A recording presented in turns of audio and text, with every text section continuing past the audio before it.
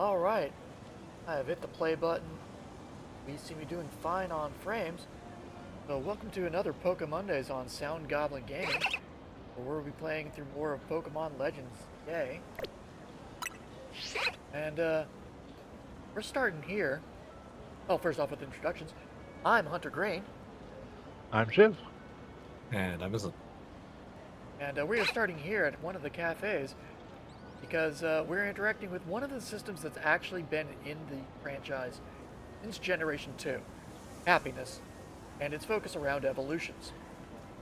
There's a number of Pokemon that you have to get up a score which you cannot check its actual numerical value in any way that gradually increases and decreases as events occur through the game. As you walk with a Pokemon in your party, as you battle with it alongside you, as you heal it, as it dies, a million different things that modify this invisible happiness stat. You can generally check with an NPC in each game that will tell you which bracket of happiness you're in for a given Pokemon. It used to be you had to get it a score of 250 for a Pokemon that evolved to evolve. They lowered it because they realized if you get a Pokemon like the Baniri here early on, and you have to get its happiness all the way to 250, you probably don't have it in your party, and it probably stopped caring about its evolution unless you were aiming specifically for it. Because you're not going to see it for multiple GMs worth of progress. I mean, you can just run back and forth, get happiness. Yes, but that's specifically grinding for it, not natural progression. Yep. And they realized most people, especially if they don't know offhand about happiness evolutions, are never going to see those evolutions. This game gave us the easiest way to evolve, or to level happiness. And it's specifically through a tea that you get from the different cafes called the Roserade tea. 4 Roserade teas with any newly caught Pokemon that evolves via happiness will be enough to get you happiness evolution. I thought you were just taking the Bunny on a date. This is my 4th date with Baneri. What?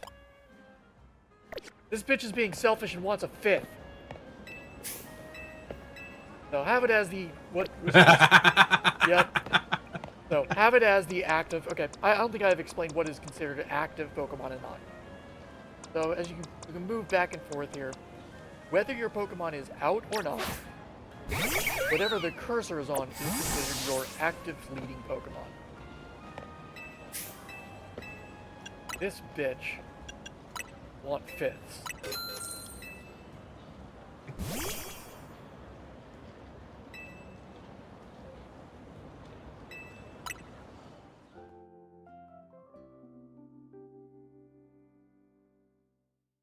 Like, I have already done everyone else. I did 3 drinks. Maybe I didn't do any with Baneri? I thought I did them already. Sorry, so it's 350 per tea. Is you taking Bunarius on a date so many times before it evolves grooming? Yes. I feel like pretty much everything you do with Pokemon is grooming. There we go.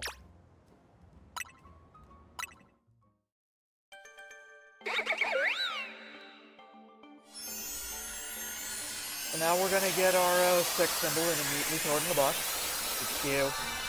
Oh, poor Bunny. Poor little Bunny. I'll tell you what, if it can learn a specific move, it can stay on the team. What move? Well, judging by the fact that it has this, it probably can. Nope. It cannot learn, I think it's Rock Smash. Yeah, it cannot learn Rock Smash, which we need to clear debris. What else can clear debris? What was that? What else can clear debris? Earthquake and Bulldoze, which we do not have either of. It doesn't learn Earthquake. Or Bulldoze. Well, we will get into those via TM.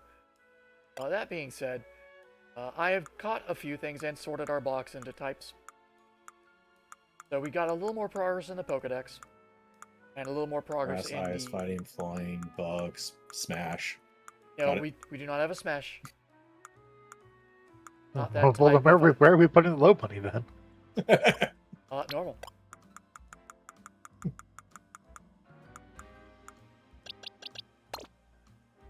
And I did categorize them by what their primary type is, which is why Hone Edge and Sableye are not in Ghost.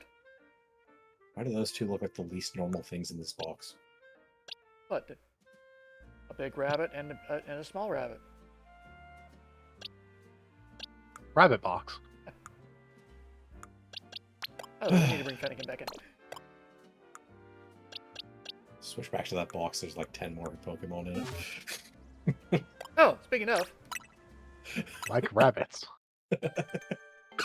no, this isn't the Pokemon that does that. That Pokemon is luckily not in this game. Yet? I don't know if it's going to be in the DLC. Mousehold? Yes. I don't think they're adding Mousehold. Anyways, Gregson is Brixton. now injured. Time for us to go to the Poké Center before we continue with our stuff. Yep, There there's are now a Magic and Furry type as well. yes.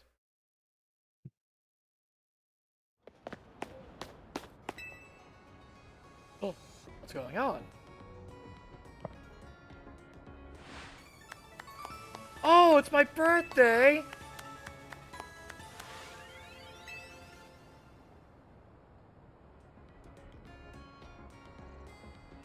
Yeah, I set my birthday for today. Just because I was curious what it was.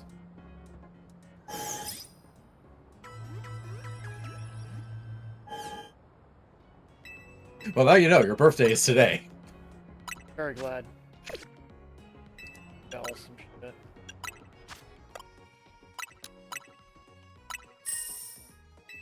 All this random stuff I've picked up running around.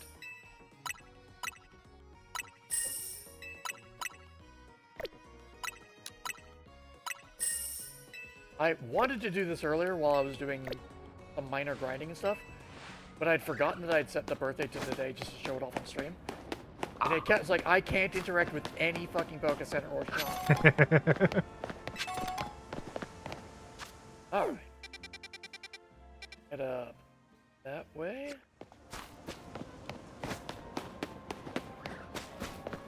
Epilus Pokeball.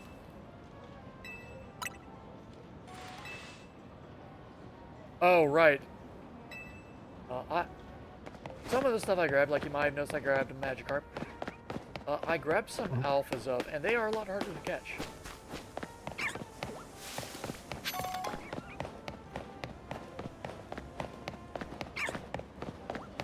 We will be watching as we're running through here for certain things in trees. 3 particular certain things in trees. Which will... actually, I will be getting doubles of them, simply because them for a quest.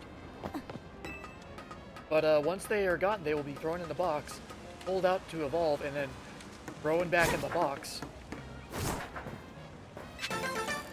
And I think Shiv can already figure out what they are. Things inside trees, like birds. Not birds.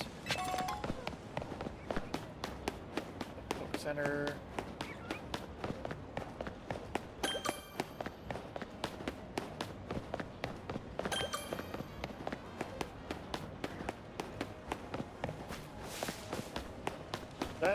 This is one of the things they do for upgrades is little parkour setups. At the end, or sometimes halfway through the runs, there are things called colorful screws. And you need certain amounts of them to do upgrades, which we haven't.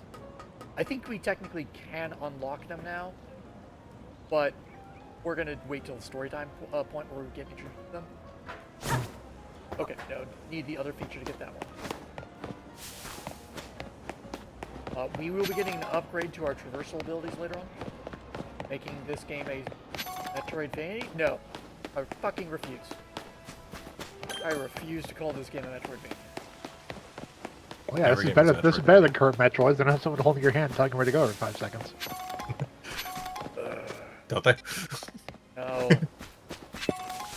I have yet to be called on the radio to be told where I'm supposed to be going. Yeah, they just put a marker for the requester on and let you go about your business. Oh wow, I didn't realize this was the side quest I was heading to. Good thing I was just talking about the parkour. Because Froakie wants to test us.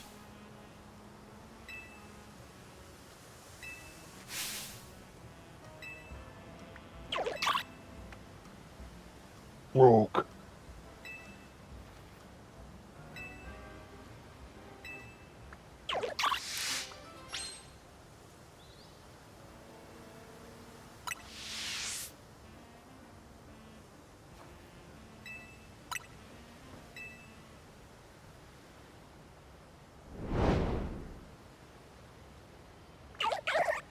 The third one of these is the only one I've actually had any trouble clearing in the time given. Because yeah, he wants you to do 3 different things. Spoilers.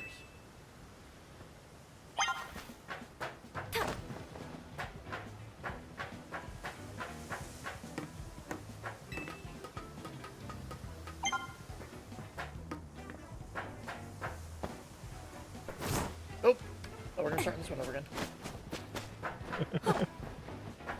Actually, no, yeah, we're definitely starting this one. I forgot that one doesn't require the roll. There's another one that requires a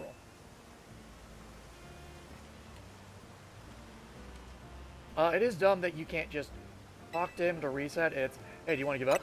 Like, no, I just want to restart. So give up. Froakie has to get all the way back down here so he can stare you in the face again. Then climb all the way back up. It's just lucky I don't have a Master Ball yet.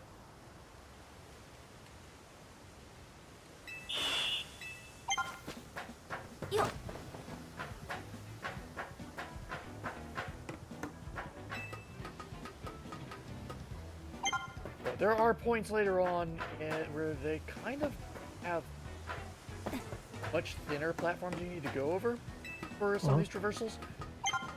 The controls for this game are not great for a lot of those. Luckily, they generally aren't timed. They're not that big of a deal. Froak. I have completed your where are you going?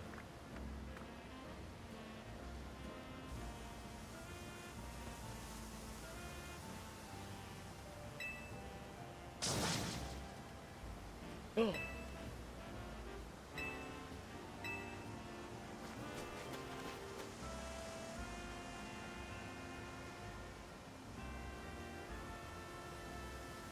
So, sadly for hairstyles, this game does not have a pompadour.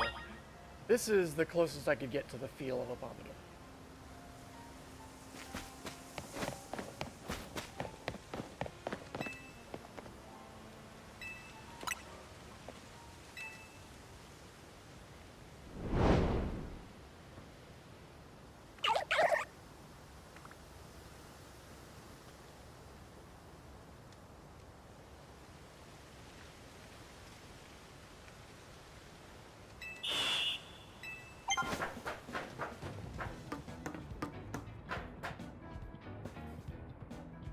Angles suck.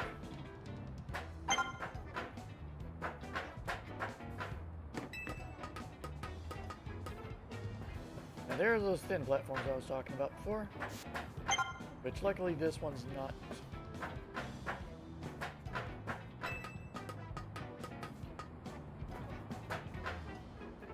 Welcome Krampus, you're here for some exciting platforming adventure.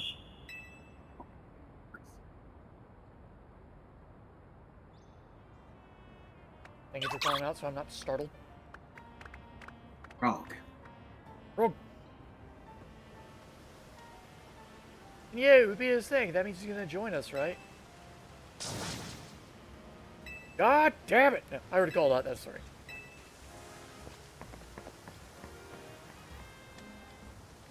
Which, honestly, at this point in gaming, you should expect.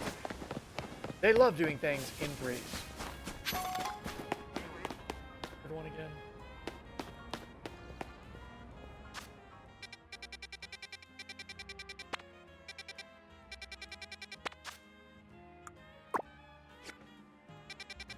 all the way up there.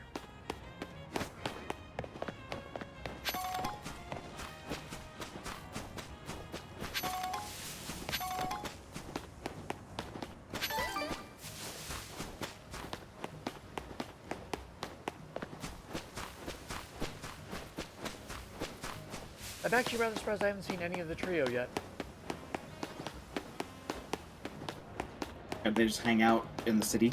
In the trees.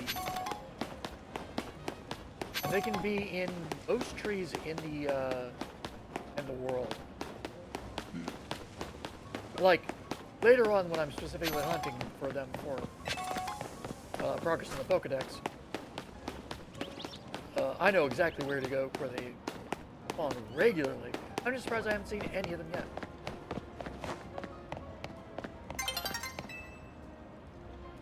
Okay, hold on. Okay, we've got a quarter of the day left.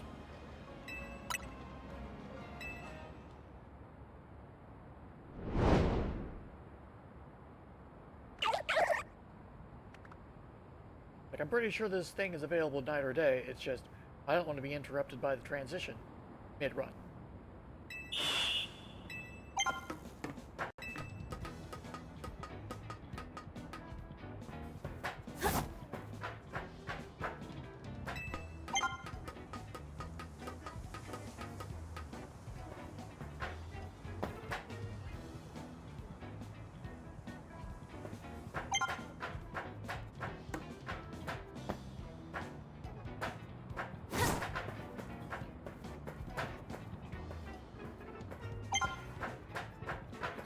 And there we go.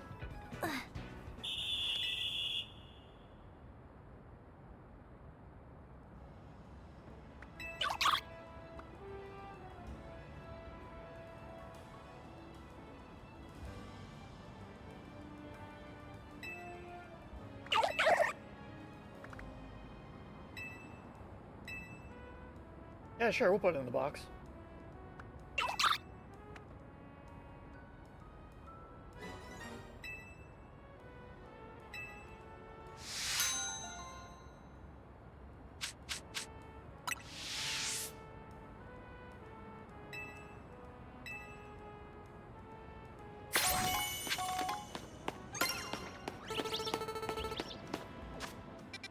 Alright, let's see here.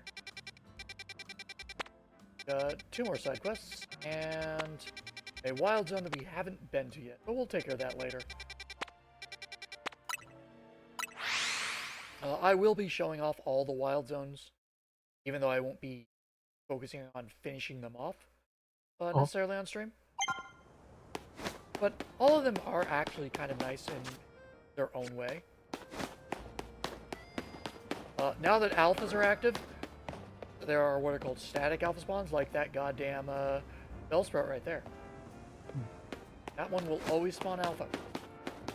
Alphas are always higher level. Meanwhile, the people living in the building there. Is it gone yet? Is it gone yet? Can we go out for groceries? Oh, I'm so hungry. If their only entrance is into that area, they're screwed. Yep.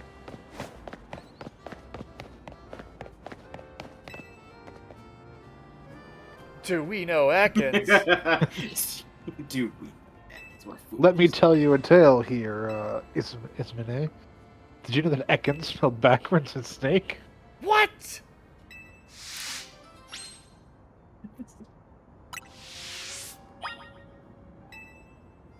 I would also Did make an we- inappropriate oh. joke, but you are a child, so I would not be making an inappropriate joke. Yep. You tell her that, she just like sits down holding her head like, oh my god. Oh my god. Now take this home to your mother. I'm sure she'll love it.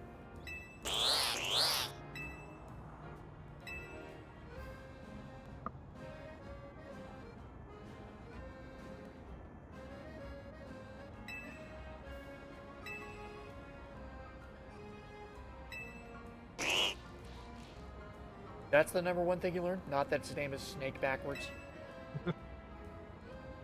If you like that, kid, I'm gonna blow your mind. Yes, You know that kid. when Ekans evolves, he becomes an Arbok. Yes, little girl. You want to go catch an Ekans of your own? Go to the graveyard. And as an Arbok, that's Cobra spelled backwards. What?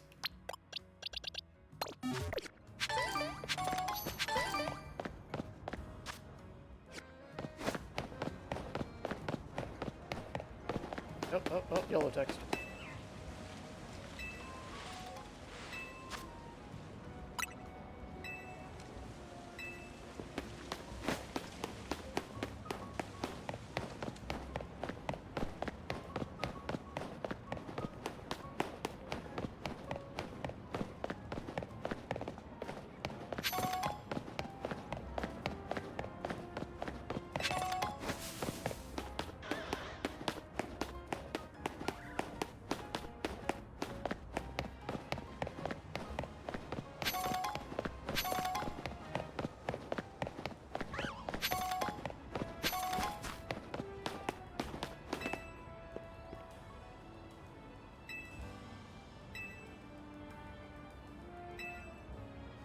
So you're gonna often find a lot of these side quests are against trainers that have a theme. This one's kind of an idiot in the fact of, I'm just about long range attacks.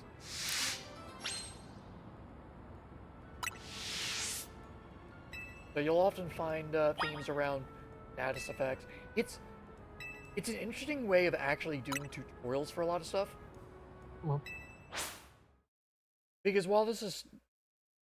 I was complaining about tutorials last session, but this is a way of teaching minor stuff in a way that's actually just part of the game.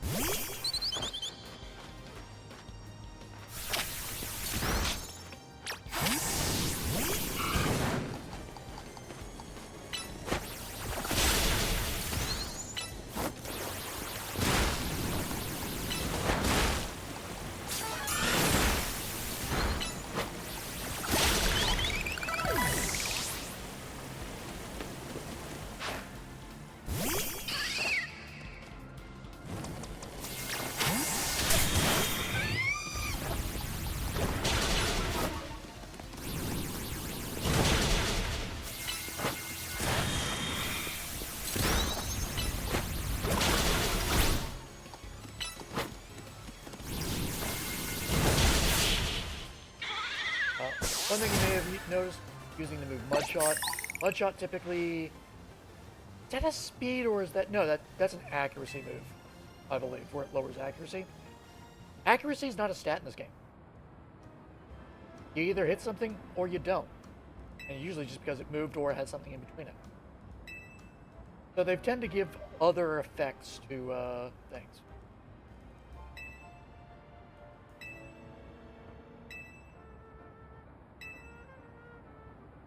So it's not a percentage roll on top of actually having to hit something physically. Correct. This game did a number of actual nice changes like that for its combat system. There's a bunch of moves throughout Pokemon history that are, like, will hit 2 to 5 times. In this game, they hit 5 times every time. Or rather, they shoot 5 times. If something moves, it moved. But it's a nice thing of not having to rely on RNG or knowing how much damage you're potentially dishing out.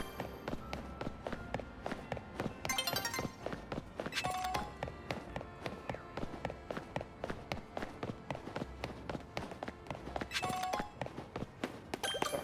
Coming out of my way specifically because I want to make sure I'm unlocking Poké Centers as we're running around. They are your number 1 fast travel spots. They are important.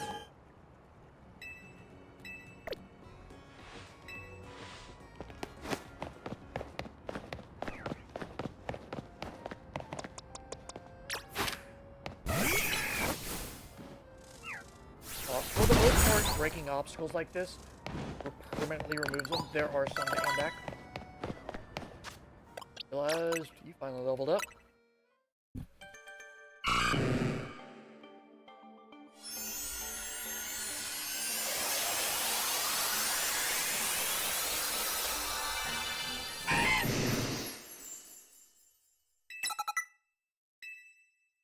Flash. Rash.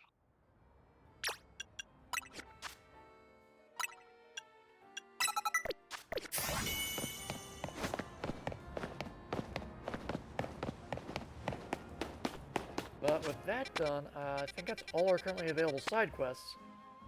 And we'll show off this area the next time in the area. But it's time to continue with the main story.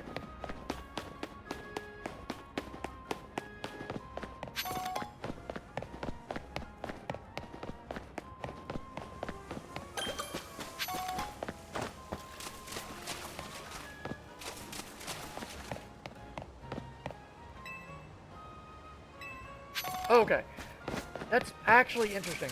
I could have sworn I remember them actually having you talk to her and explaining challenger tickets again. But hey, we'll just wait for nighttime to hit. And then we'll proceed with the next part of the tutorial for the ZA Royale. Oh, I have you. Get in the bowl. After the bag of trash. We're cleaning up the city. Oh, no, I don't know. I like Trubbish and Garbodor. As ridiculous as the concept is, I do like their goofy little faces. I like the idea of them being Pokemon that disguise themselves in the in the world. They're camouflage Pokemon, which is a great concept.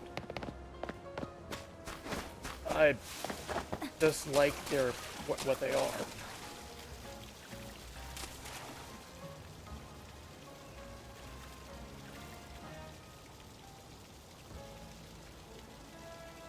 Listen, just because they're Pokemon disguised as Digimon.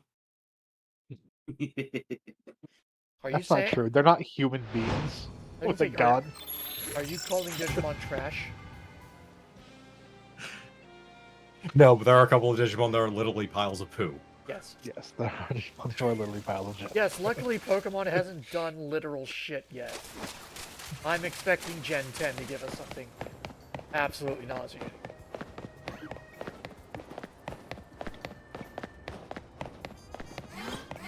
Do a dark poison type, Hexcrement. Alright, it is time to explain a mechanic that is fantastic in its what it is, except the fact you will be ignoring them if you're trying to, optimize shit. Bonus cards. Do I have anything? Oh, good. I got spotted.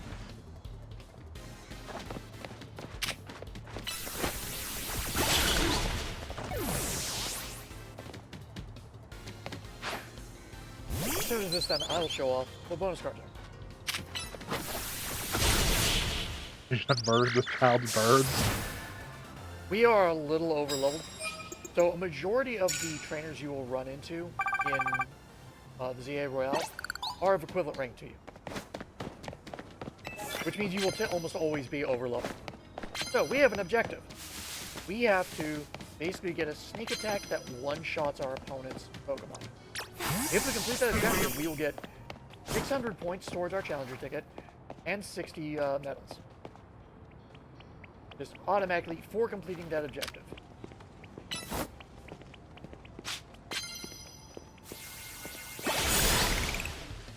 And we've succeeded. As soon as this battle's done, we'll get that thing rewarded. There are some that give really good rewards. Like 2,000 goddamn push.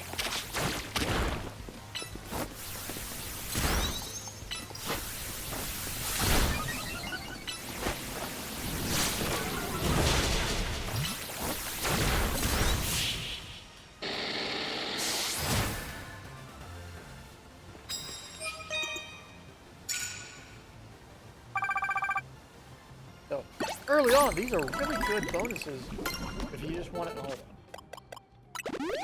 If you just want to focus on getting the challenging ticket and leave. Nice, grab that again. Oh, no, this is one is just the sneak up and get a an attack. You don't have to get a kill. This is sneak up with flying type moves, which we do have.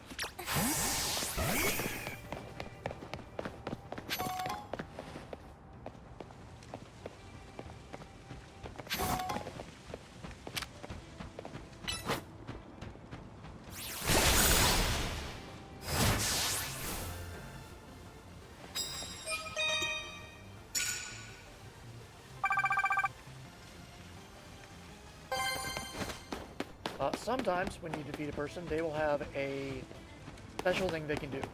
You can fight nurses. Nurses will heal your Pokemon out. You can fight special trainers that... Holy shit. Literally, you're blind.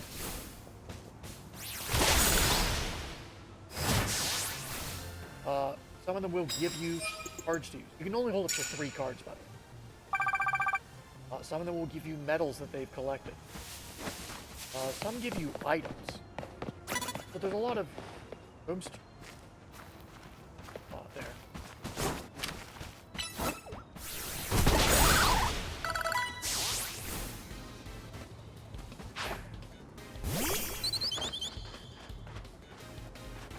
We are absolutely losing. Oh wait, no. I'm trying to remember what moves that I have. There's a different team I'm used to. Like, I don't want Heracross against stuff with flying. That's a 4-time weakness.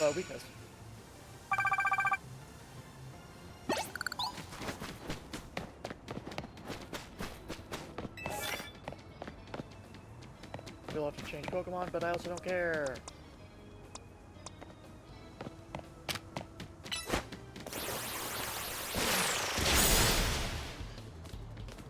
It should be noted, trainers cannot track Pokemon. They'll see them and be curious about them, but they always assume that that's no trainer attached. They will only challenge you to battle if they see the trainer itself. This leads to some hilarious moments.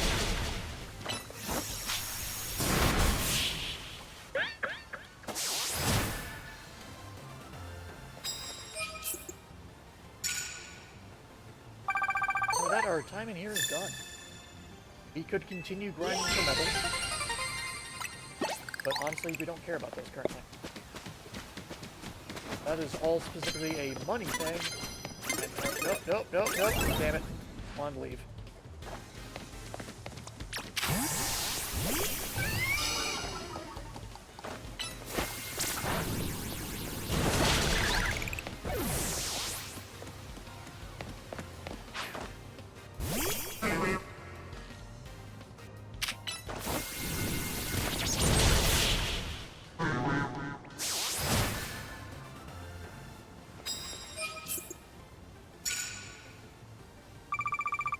I believe it was showcased last time, but at the end of the night, the amount of... Care for a cup of coffee? This is a free heal. It is interesting that they have 2 different trainers that do the exact same thing.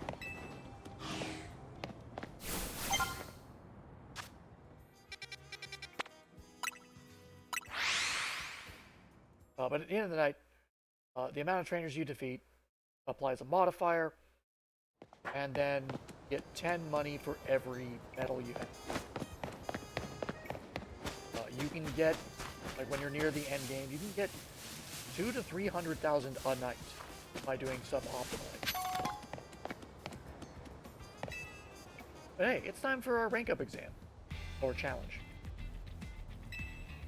We did take our time. To be fair, if they hadn't had a tutorial on the medals and the cards, would have been here sooner, because would have done it all off stream.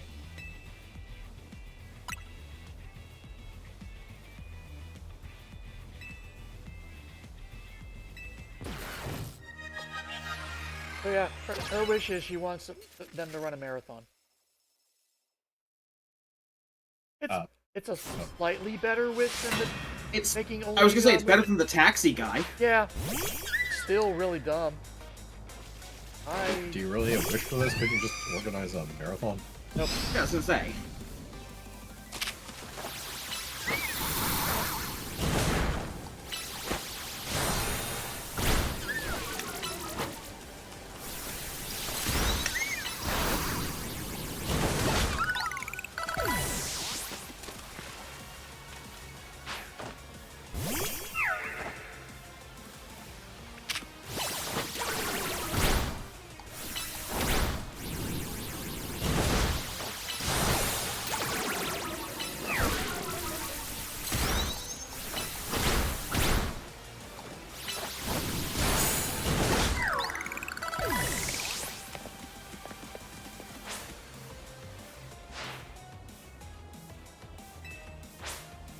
Got some bad news for you. Oh, I got some Well, terrible that's not news. going to help.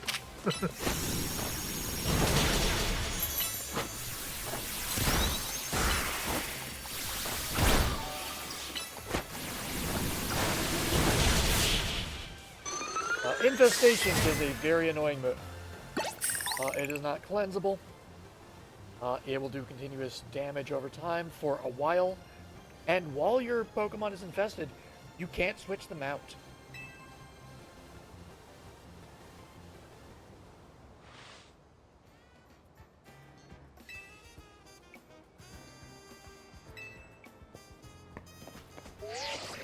So, her losing dialogue there actually brings up a kind of interesting point. 4 wild zones, well, currently we've seen the 6 wild zones. But there wasn't originally 6 wild zones. There were originally 3. At least Yeah, when it first happened. Yeah, even our like rival slash, hotel aficionado said that more wild zones were popping up all the time in Lumiose City. Yep. And they pop up in areas that didn't have them before. Which, the current location we're at becomes a wild zone later. Mm-hmm. So it's kind of hard to do, like, that running when everything becomes blocked off. Yeah, just run through the wild zone, it's fine. It is decidedly not fine. Have strong Pokemon with you, whatever. I mean, obviously she doesn't have strong Pokemon. I kicked her ass. I kicked her ass with 1 Pokemon. Yeah, but you outlawed her. Wasn't that hard. Yes, but you're the main character. Also true. We do have Protect powers.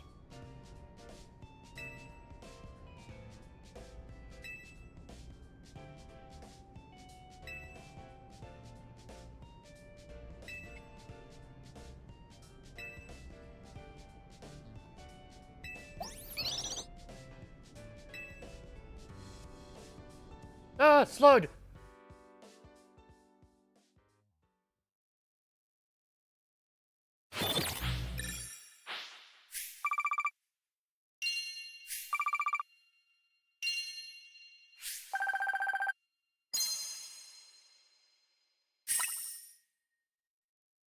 That is interesting. That modifier shouldn't be there. You're not supposed to get the 1.5 thing until 10 trainers. That's fine. Might be because it's very early on, they're lowering the amount.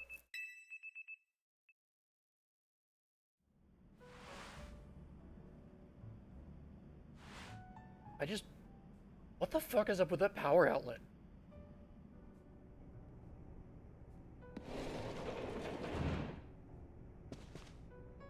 What power outlet? I'll actually go up to my room again after this conversation. There is a power outlet on the wall that I understand this is the Pokemon world, but really you have to make everything themed based on Pokemon? Yes.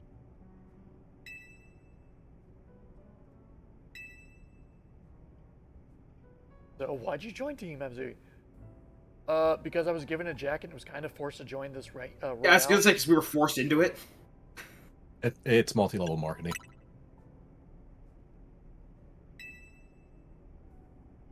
look, I was just going about my business, then some random person on the street bothered me about coming to a hotel, and then I met a 15-foot tall man, and I figured I should just do what he says so I don't die. I mean, to be fair, he's not telling us to do shit. Other than, hey, go have fun.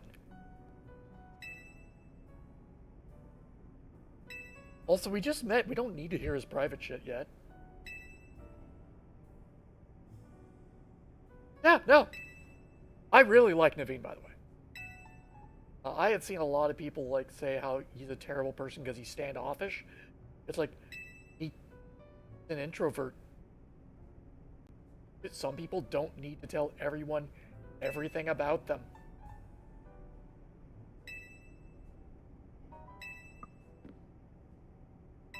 Also, if he doesn't want to have a Pokemon battle, he doesn't. Yeah, I was have gonna say to have maybe his battle. Pokemon aren't interested in battle. Maybe he's not a Pokemon battling specialist. It's especially interesting that you bring that up. Gen 6 is the first generation to really explain or explore the concept of what do you want to do in a Pokemon world? It's not just yourself and 2 other people, the weakness and the strength. It had 5 other people, and they were, or no, 4 other people because there was 5 of you total. One of them just liked studying moves. The other one actually wanted to fill the Pokedex. That was their only concerns. And ultimately, you are still going to have to beat everyone to a train, or be all Yes. the gyms and go to, Oh yeah, you don't have a choice. But NPCs do.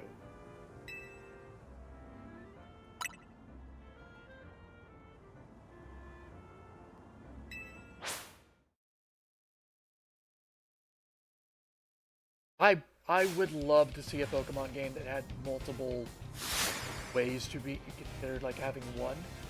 Like maybe one of them is within your complete the Pokedex. That's an objective you can do to make progress in the game. Win a certain amount of battles. The gym challenge. Like, that would be neat. It's never gonna happen. But it would be neat.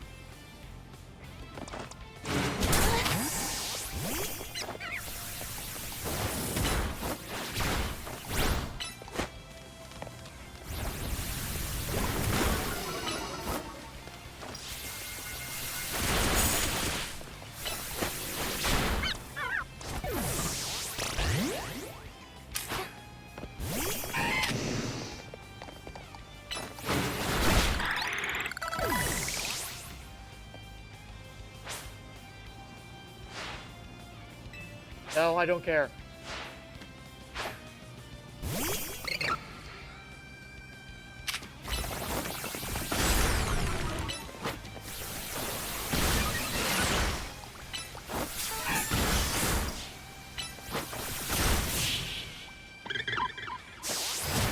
Lovely to just watch him go inside the hedges.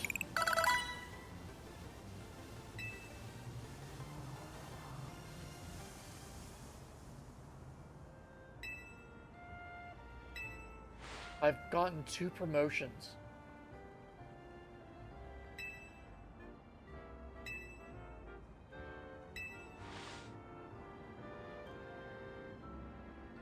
Lita, you don't have to.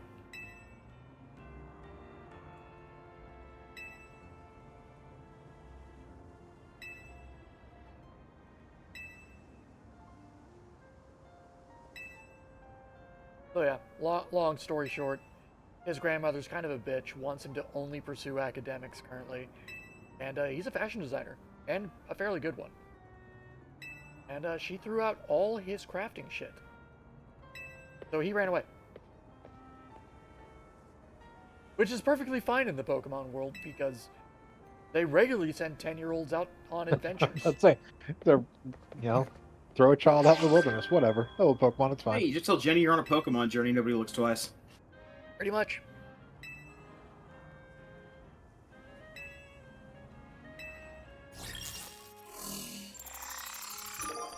You may notice I kind of changed our card a little bit. But what's really important there? What I noticed is that our Pokemon stole our phone. Start taking selfies. Alright, so you may also notice the story kind of has a small loop to it currently. Most story objectives are going to be to, hey, rank up. Also, these are a random NPC that spawn somewhere in the city every day. They will change your outfit for you without you having to pay. That's actually pretty neat. Will only last that day.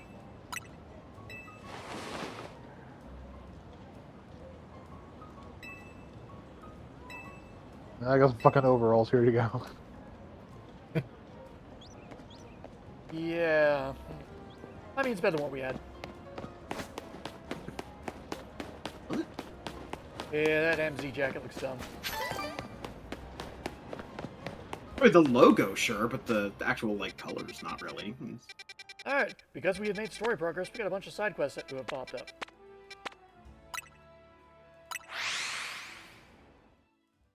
And I like prioritizing the side quests because they can get you some really nice items. Including evolution items. And talk to the Poké Center. Ah, the Budu meetup. I actually don't currently have a Budu.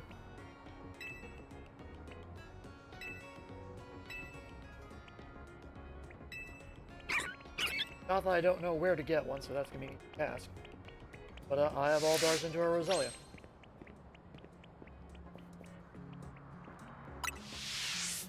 Other than the Baniri, all the ones that had friendship or happiness evolutions, I did off screen. We'll go grab that now just because it's something I will forget to do otherwise.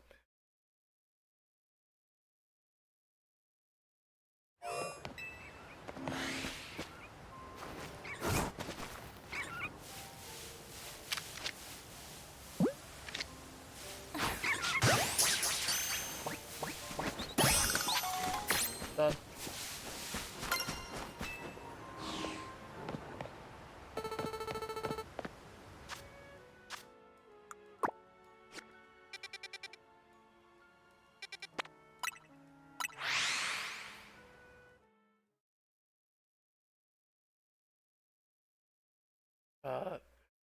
Between this stream and next stream, I will be unlocking all of the fast travel points I can, just to make it easier to move about the city for everything. This is a really cool store. It sells all the evolution stones. There are some that will get added later on. It also sells something else that we have to wait for a side quest to become active, but is really neat and terrible at the same time.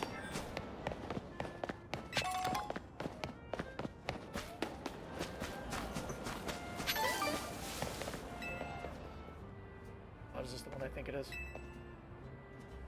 Okay, no, this is not the one I thought it was.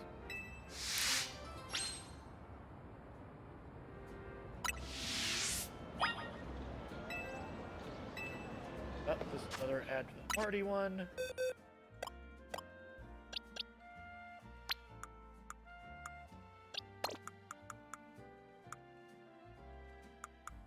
Grass. There.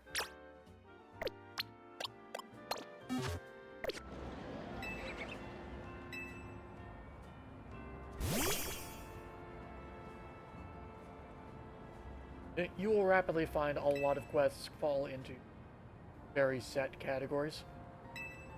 Either battle, show me a Pokemon, give me a Pokemon, but there are some that are a little different.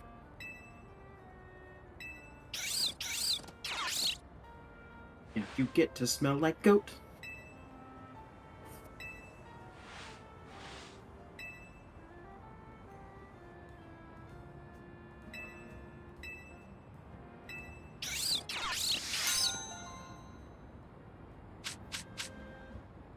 So there's an evolution item. Actually, we have two of them, which is really nice. If we ever get a Spritzy, catching that and trading to someone will evolve it into an Aromatisse. We'll not be getting that. Aromatisse is a Pokemon that our Pokedex will never see. Well, I could theoretically trade with a person locally to get it. So that might happen with some of our friends. But if they don't, if they didn't bring their Switch, I'm not worried about it.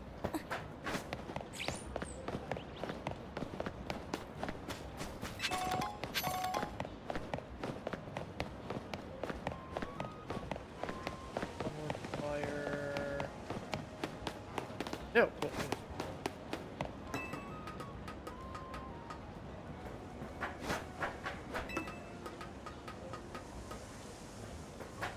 Well, these parkour challenges are also really good ways to get rare candy, stat boosting items, or the EV boosting items.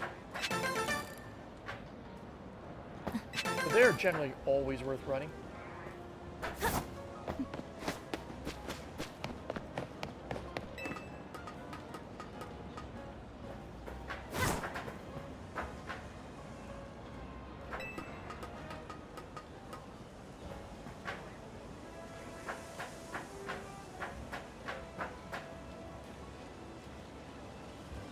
Yep. Also evolution items.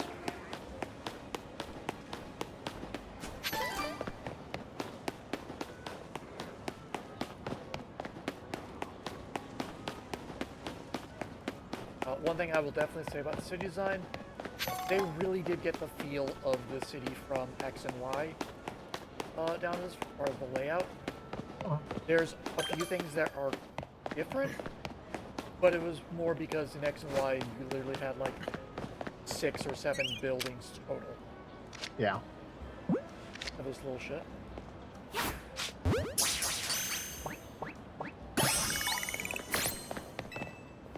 Oh, I need to change our thing again.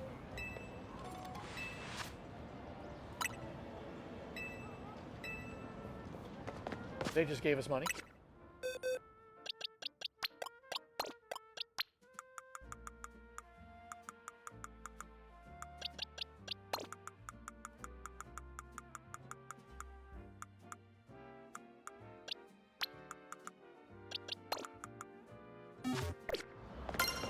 Ah, we access to the next.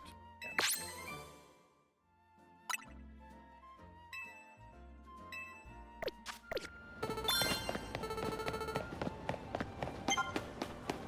All right. You're who I think you are. Yep. Okay. So this game has Flabebe, I don't know how it's pronounced. And it has all the color variations: red, yellow, orange, blue, and white. She wants all 5. I will not likely be catching them all on stream. I have a map that'll tell me where to go for most of them. Luckily, if I remember correctly, the one that took me the longest to find is actually just right there.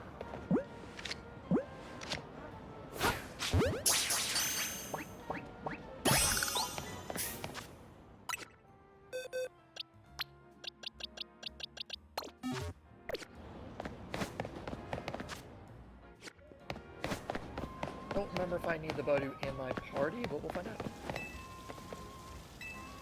Yep.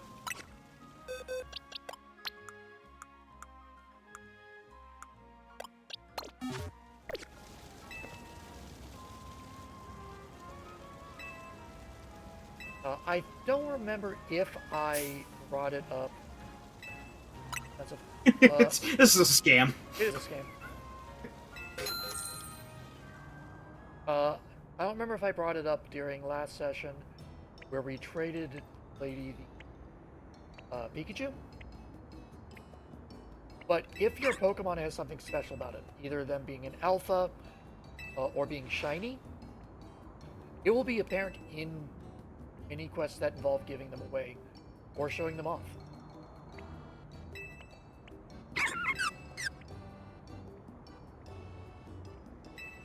So if we had had a shiny one, it would be a different color in this cutscene. If we had an alpha one, it would look humongous compared to all the others. That being said, I don't think I've ever seen an alpha Badu.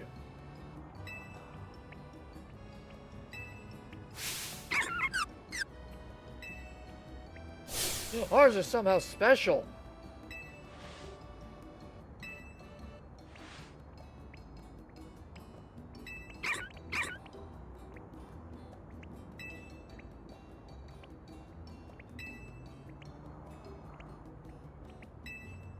That's Yes. the brainwashing. I was gonna say it's the brainwashing of the Pokeball. I literally caught it 5 minutes ago.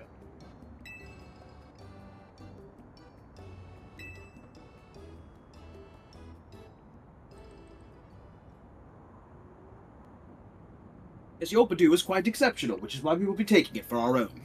That's fine. It's a Budu. It's Team Rocket all over again.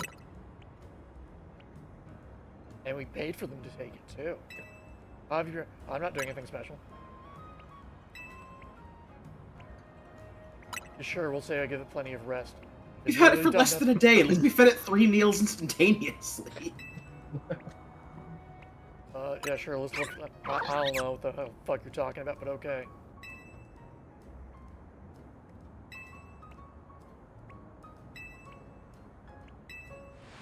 We did make profit.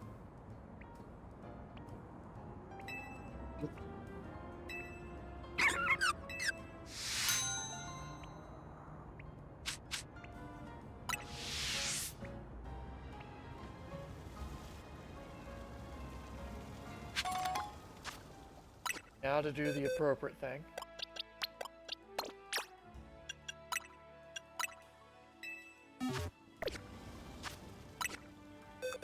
Release it right in front of them. What would Badu ever do to you? I caught it specifically for a contest and nothing else. Contest is over. Out into the wild it goes to harass someone else.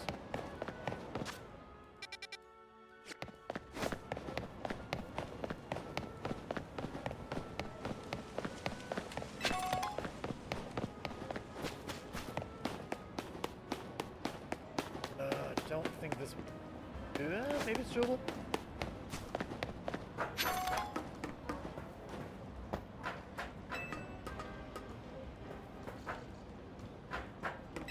You know, this parkour could use skateboard physics.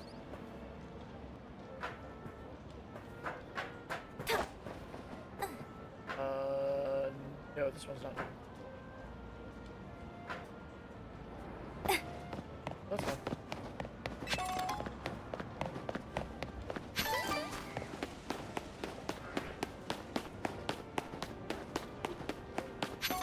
So much trash everywhere. It'll never be clean.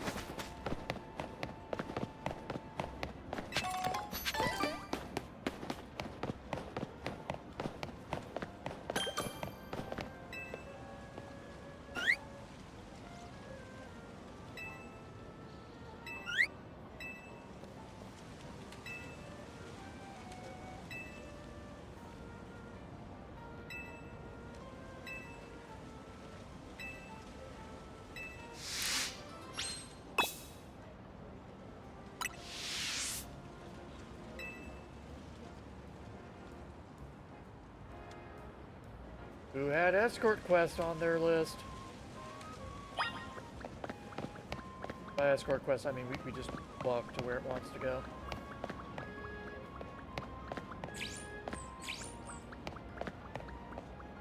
As you do. Yep.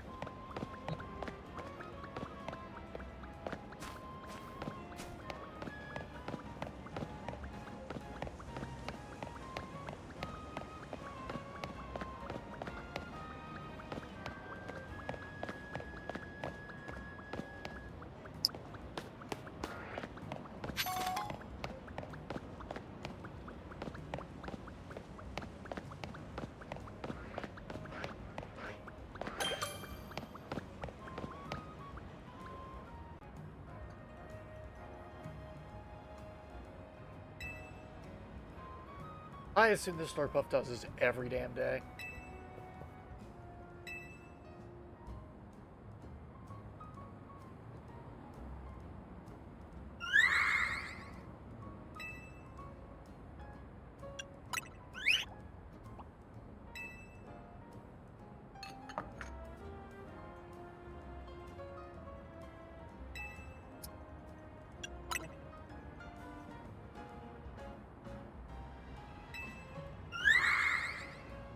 No one keeps an eye on him. He goes on a rampage.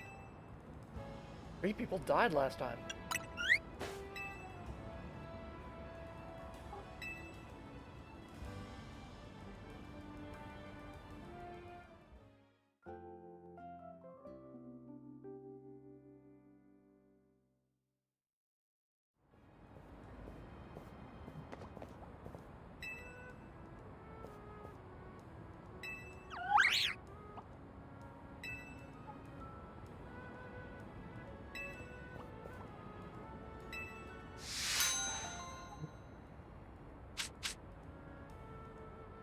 Give us 2 whipped dreams, which are the evolution item to get a Slurpuff. I don't remember if I've caught a Swirlix yet. I don't think I did. Once again, another trade evo.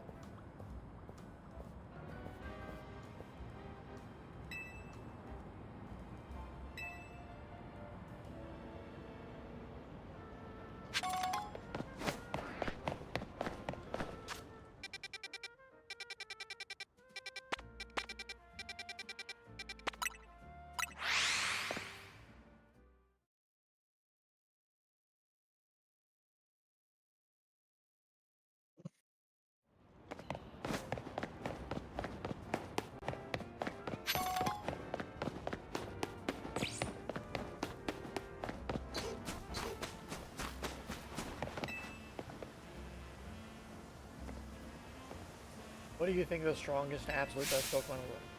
You're wrong.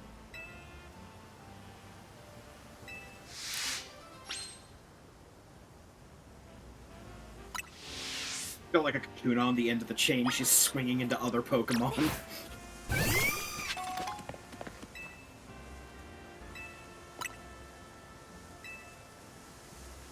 After he uses Harden 4 or 5 times, he's basically a medieval torture weapon. Kuna's Harden is the ultimate slow start.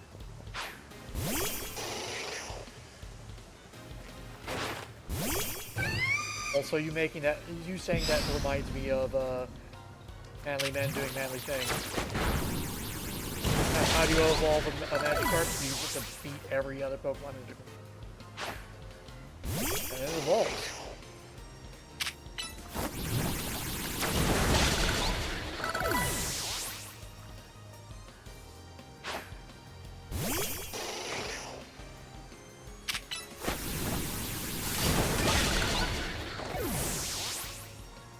Congratulations, you beat up on a grade schooler.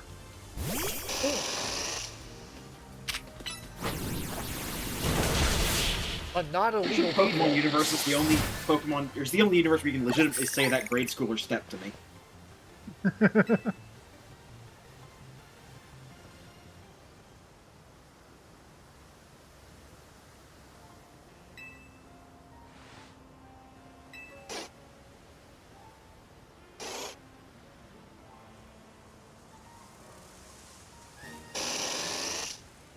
Not again. You're off the team. Into the grinder.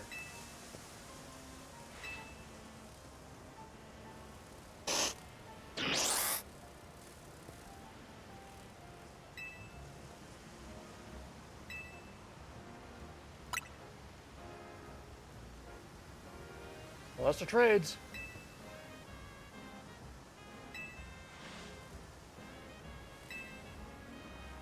I'm saying Lumiose put something in the water.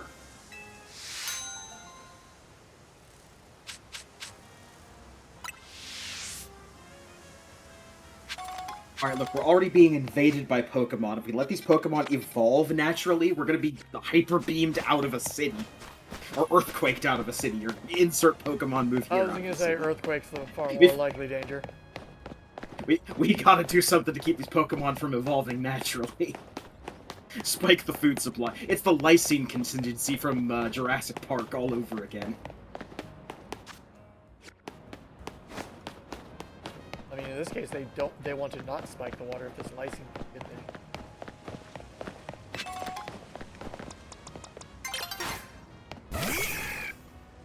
Well, the whole point was everything on the island had lysine in it, but only the stuff on the island did. It wasn't something that. It was they were specifically injecting the food they were giving them with lysine, and if they don't get a daily dose of lysine, they die. Which Yes. is why when it's brought up at the very end of the books about, oh yeah, these curious creatures are eating a very specific meat that happens to be rich in lysine. Like, Well, also depending on like- whether or not the Telltale series is canon, which I don't think it is, but I was just referring to the book. Like, they Well, bring 'cause it up when as an the- offline, or is it a one-line thing in the first movie? well, in the Telltale Jurassic Park, the actual main plot point of that is there's a scientist who believes that dinosaurs should not be constrained by man, so she specifically introduces a counter agent to the lysine contingency into the water supply of the archipelago, starting with Isla Nublar. That's a real interesting thing to do, to just something that eliminates a genetic change. It is real dumb Yep. on a number of levels. That tells me they did not have an understanding of what the lysine contingency was. As an aside, the books and movies are not canon with each other. Yes. I mean, it's pseudoscience nonsense resurrecting dinosaurs to begin with. Doesn't really matter if you throw more pseudoscience nonsense in there. Yeah, there is John Hammond in the back gleefully dancing around a little cartoon DNA strand going, Dino DNA! Like, it's hard to argue. Well, you can't just put some in the water supply to fix that. But at the same point, it's, you didn't really resurrect full-blown dinosaurs from that we Actually, just you could probably- spliced together with random amphibian DNA. You could also put mRNA in the water. That would modify the DNA and probably fix that. There is a pseudoscience way of fixing the pseudoscience nonsense. Strangely enough.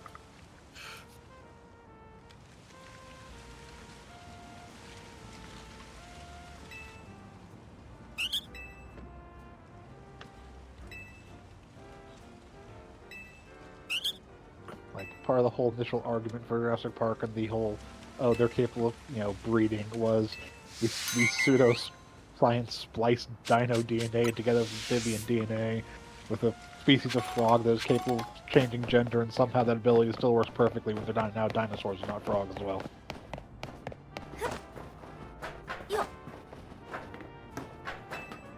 Something, the greatest hand wave in cinema history. I mean, it's in the novel too. Oh yeah, I mean, it's in the novel. It's from the novel. It is, but it's still one of the greatest, delivered by Jeff Goldblum, is one of the greatest hand waves in cinema. Life finds a way. By the way.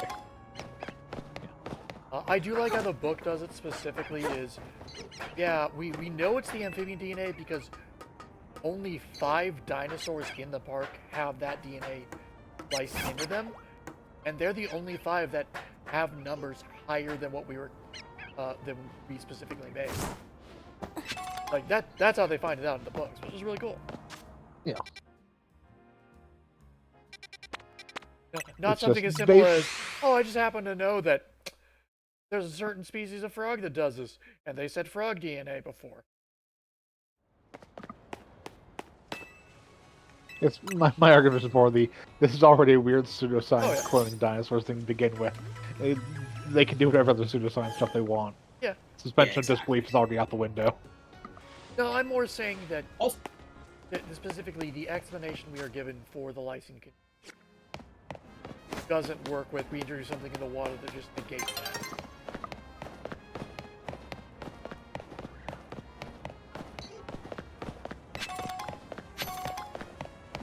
So I guess I was not aware mRNA can just modify genetics actively like that. It's weird.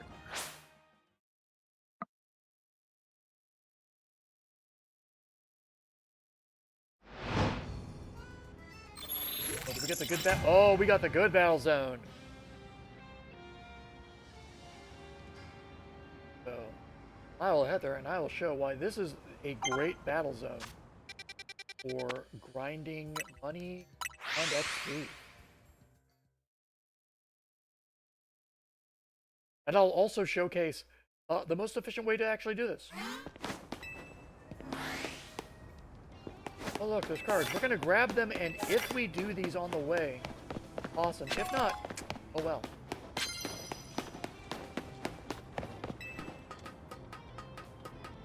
We are not doing either of those things. Ladies and gentlemen, do not be alarmed. The purge has begun.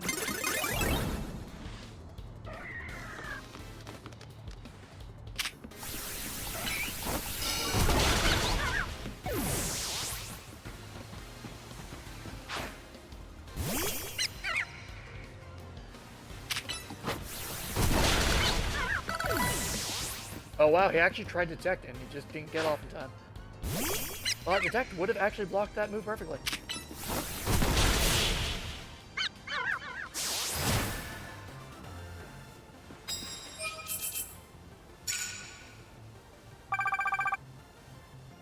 All those things involve stuff we're not going to do.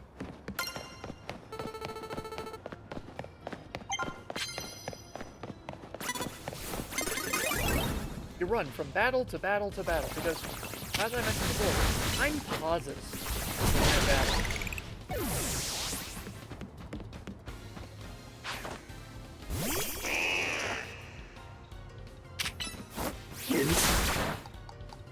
Sounds like something we've already done this joke.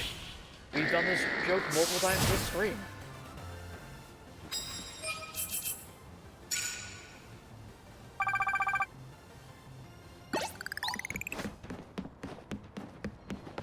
So this rooftop loops perfectly. You can go from one end to the other, and they will respawn. And they'll respawn by the time you get back around. So this is a really good... Really like...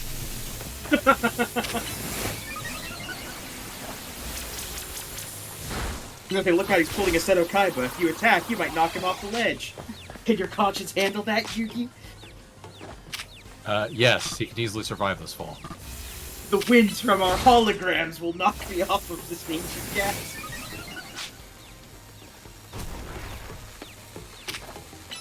I've never seen it do this before. This is amazing. This is... Maybe we shouldn't have predicated our entire fighting system on the rooftop.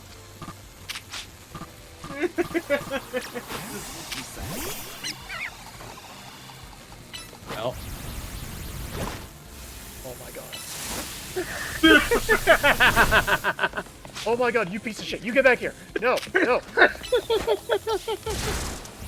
That fucking lamp's gonna get in the way. Oh, thank god.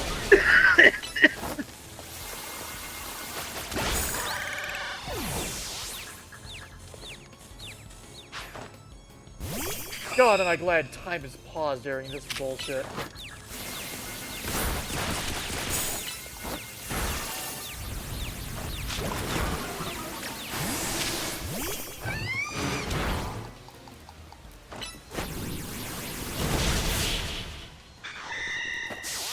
New fight tactics, tried to paralyze, confuse your enemy, run around to the side of the rooftop. It wasn't the paralysis or the confusion that was causing the issue.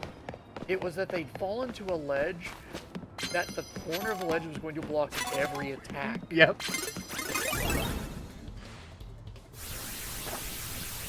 And I think the worst part of it was it had hit a level that wasn't far enough down to run down with them, so it thought it was still on the same level. For some reason, running on these densely packed rooftops just reminds me of Dying Light 2, which makes me really wish that we could start a fight by double missile drop kicking. Yeah.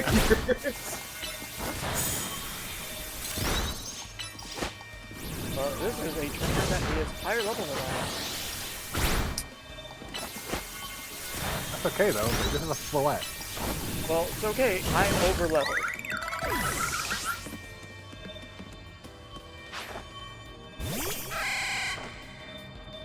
Laffy.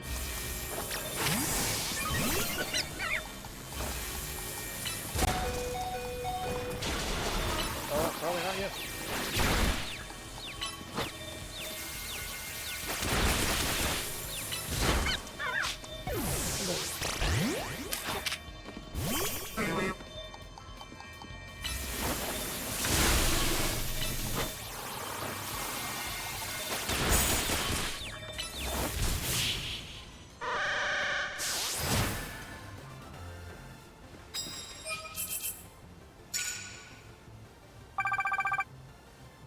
actually several ranks higher than us. Oh, I didn't need it.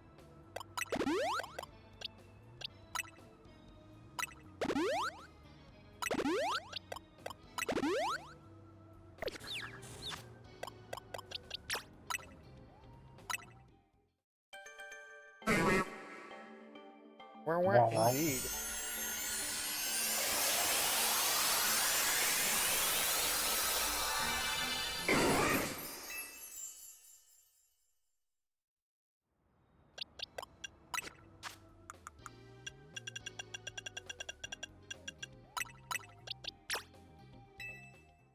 Sadly, we cannot yet have it choke itself.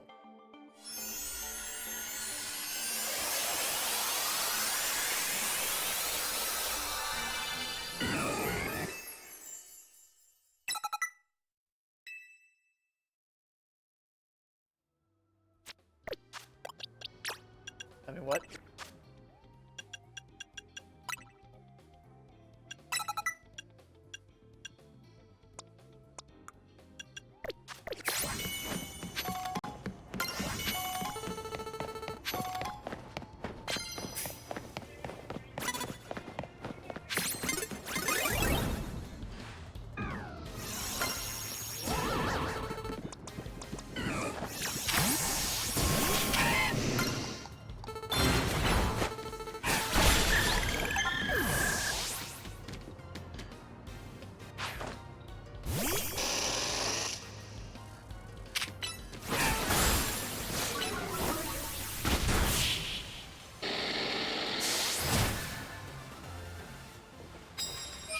I am considering, as we get later into this series, I may pay for a month of online just to show off PvP.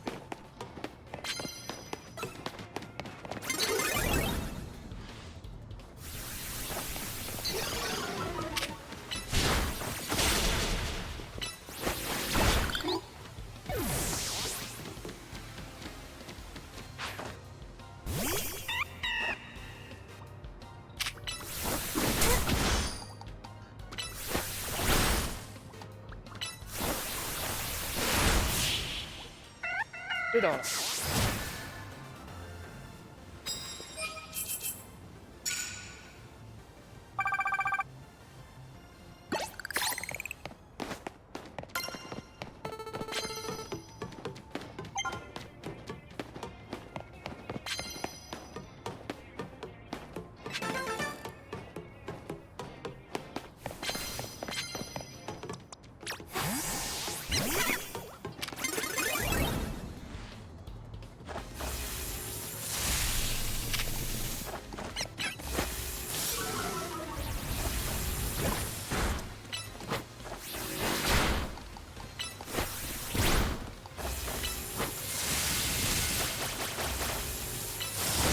I don't know how that works.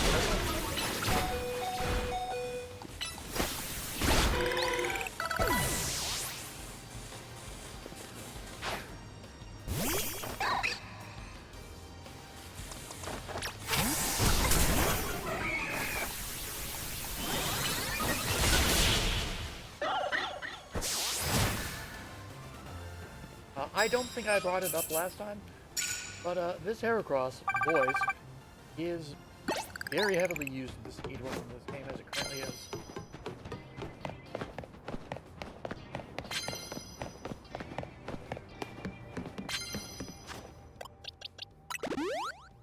Oh, it's time!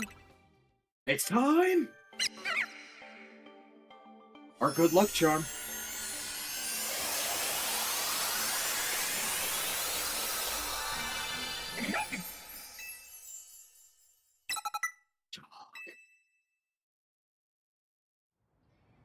My eyes.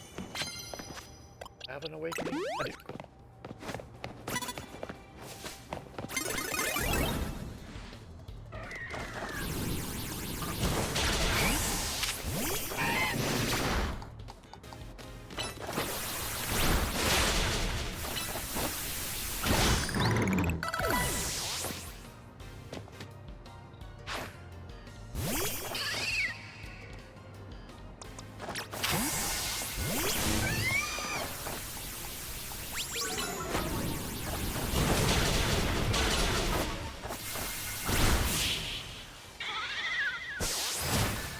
Seems like it's very difficult to actually pull a Pokemon out of the way of a move. So the way you do it is specifically either have a move or an attack that moves them to a different location, or basically stop targeting an enemy Pokemon and run around. Because they will leash back to you if you don't have them targeted. That move didn't happen. Probably the only downside of the system in that regard.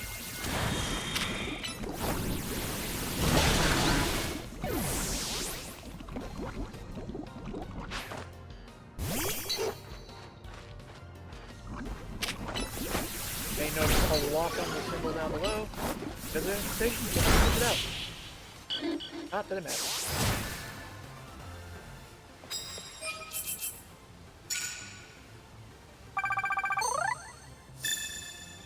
But hey, we're done here.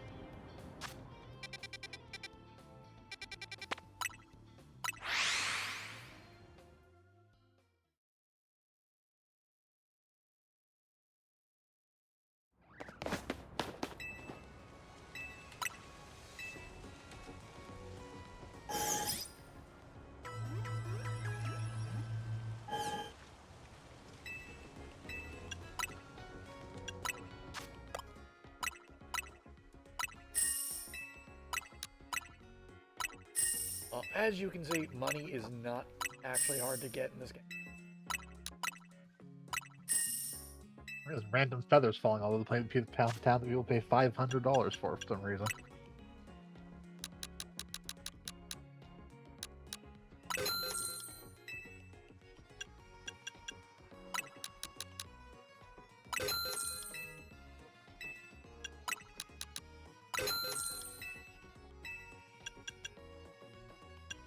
Lives.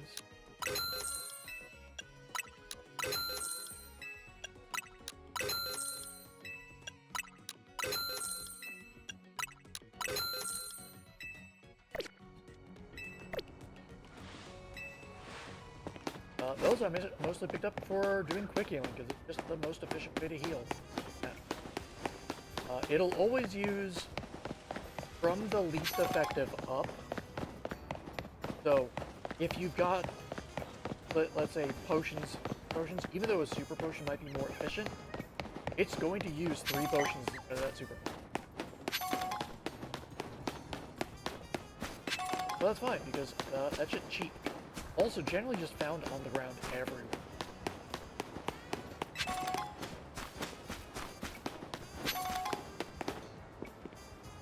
Pretty sure you're a bug user.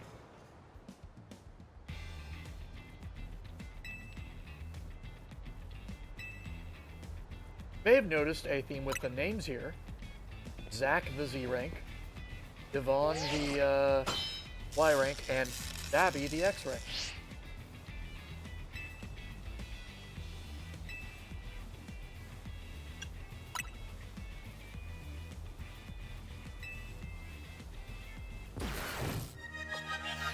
Also, I want your shirt, kid.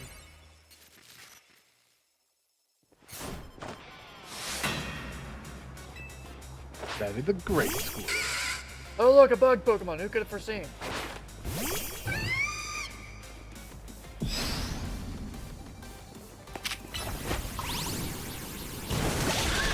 Yeah, no, I'm not walking over those. Pretty positive I'm not walking over.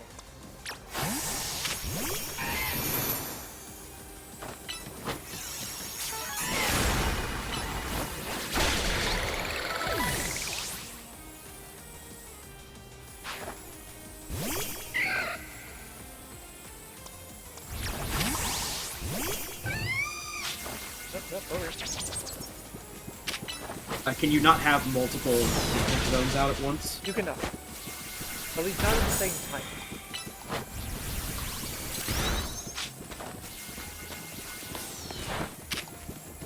At least make it interesting. You have tactical units who blanket the entire area and caltrops. It is a tactic some people have used it online, and it doesn't work. Well, yeah, because you can only have one thing with caltrops. Also, they're really easy to avoid by just using ranged attacks.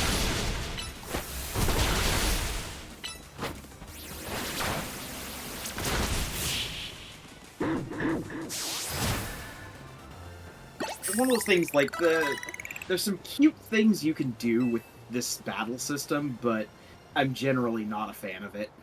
At least from, like, a conceptual level.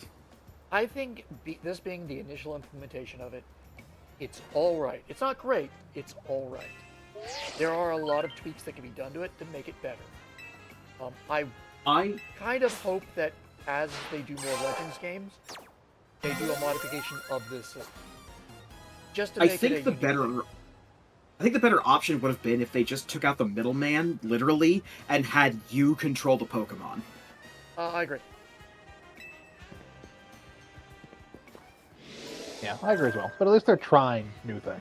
Yes. Yeah, there's no harm in trying new things. Obviously, there is some stuff that actually works pretty well with this one. I kind of like the faster-paced battle of real time with cooldowns. I think there's potential in that. I just think that the control system needs a little work. Then we move on to the next step and make it a full-on RTS.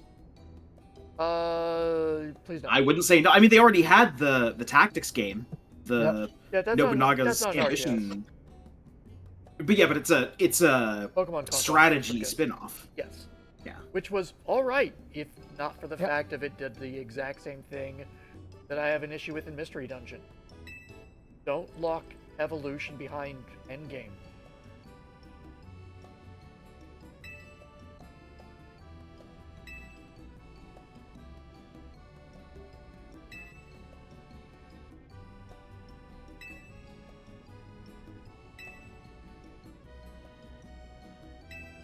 I now know 2 people who have tried this, and both of them have said no, it just doesn't work.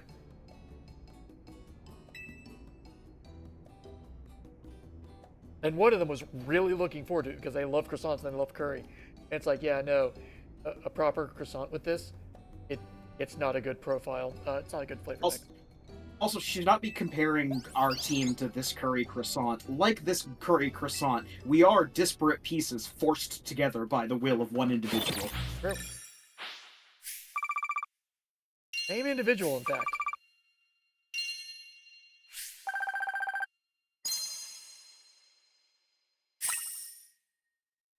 But yeah, doing the thing I was doing on the roof, you can easily hit 30 to 40 trainer fights per night. And that ends up capping out a 3 times modifier. And like, so you can get 200 to 300 Poké Dollars per night just doing that. It's a similar level up style to like how I leveled up things in Xenogear Chronicles.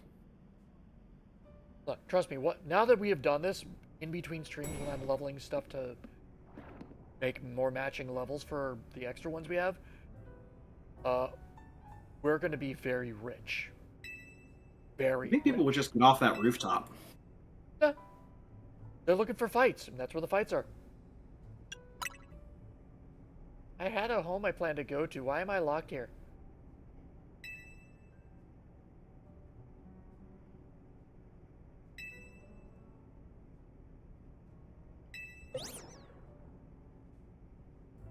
Also, I don't know, do you maybe guys- they show up as a 15-foot tall monster man. Something clearly unnatural here. Listen, you can't blame all of your problems on a 15-foot tall monster man. All right. Actually, this case I can. So there's a number of things that are this man's fault. Maybe huge monster man should have made a death gun. Not just a death gun, a gun that steals the life of everything it hits to feed into something else. So, I am going to give some spoilers. Hazy dies. He is not perfectly immortal. We are not given an explanation why, but there's a million different signs that point to the fact that he dies at the end. Well, you see, he's originally from planet Zeist, and there's a competition that all of the people from No, planet Zeist no, are in. you stop that. Uh, You see, a person only has a finite amount of life energy that they spend gradually over their entire life, but if you concentrate it all into one place... so this kind of adds a lore explanation to, once again, spoilers for X and Y, the weapon that he created 3,000 years ago to revive his Floette. It specifically steals the life of those that it hits and feeds into an individual, effectively giving them the remaining lifetime they would have had otherwise. And AZ is running near the end of his. And this is one of our first hints at it, is the fact of it's also Hotel Z because he intends for it to be his final residence. He knows he's dying. There were people that were shocked that he died at the end. And this game gives so many clues that he's dying. So I'm bringing it up now so we know what to look for. It's just a thing that's going to happen. It's real weird. There's a few other aspects of it that are kind of weird. But those will come about as they come about.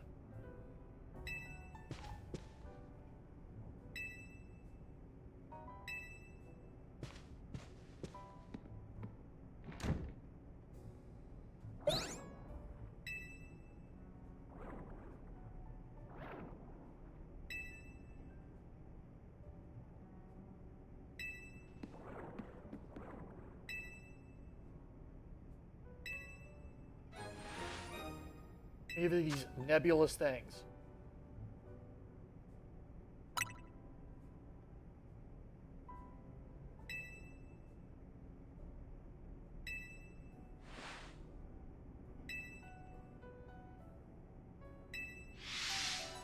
I don't have to fight everyone I meet.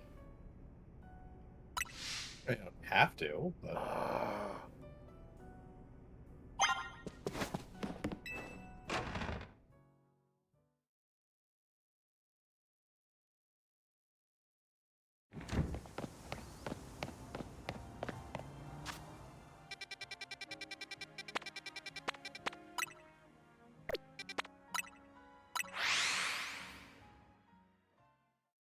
There was still another side quest to do, but I stopped doing it so I could focus on doing the nighttime events. Because may as well, they're only available during night.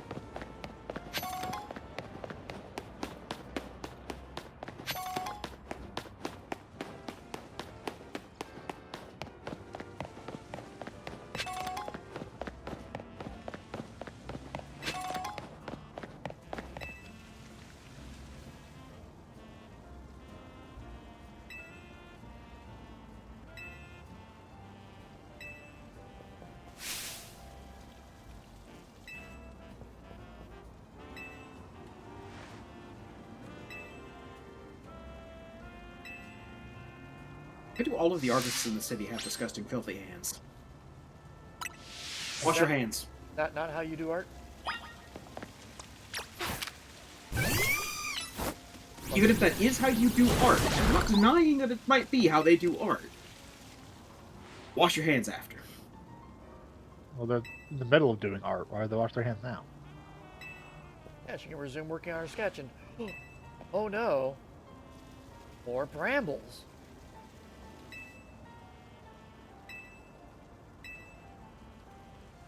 Now this is another tutorial thing. It's how do you get rid of brambles? You burn them.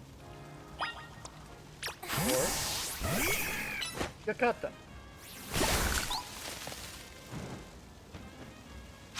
Might actually be faster to switch things.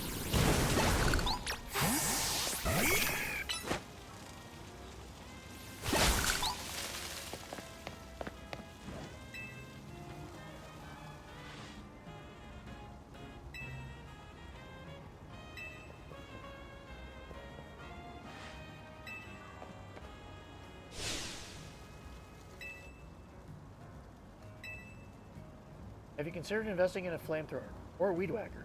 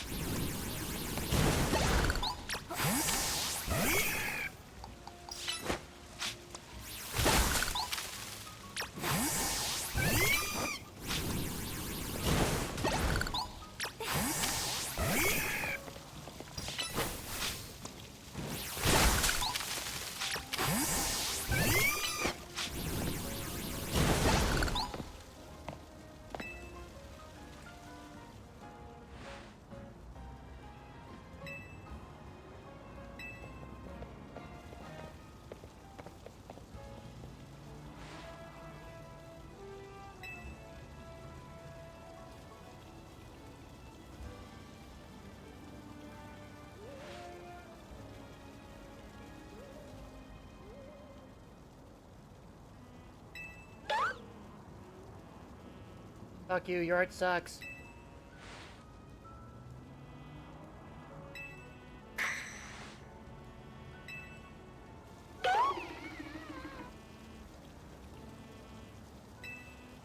You're sure it's life? It is a ghost Pokemon. Alive. Deadly alive. I mean, it's just a kid's soul in a stump.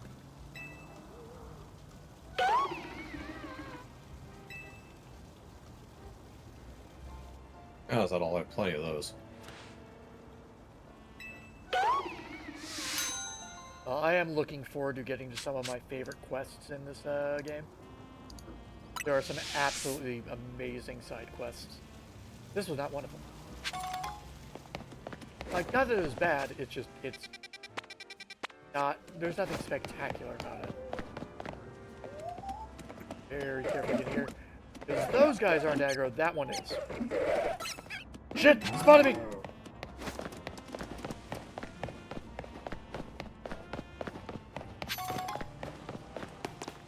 Actually, you might still do that. You might actually be worth killing. Level you fuckers? 50? No! We are not touching that! Maybe I'll leave. I'm gonna leave. Yep. Guys, go about doing what you're doing.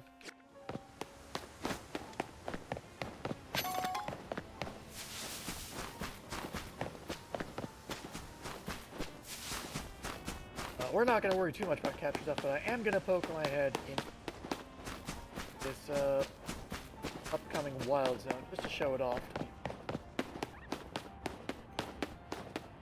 Also, grabbing this poke center.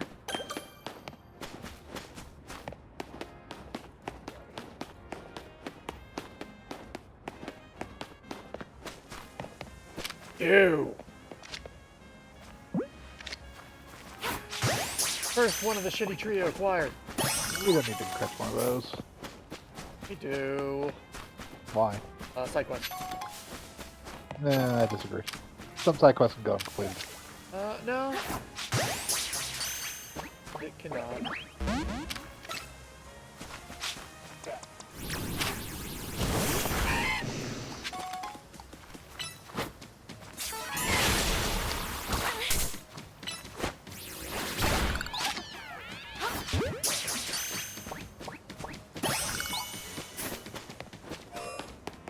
You saw nothing, Trubbish.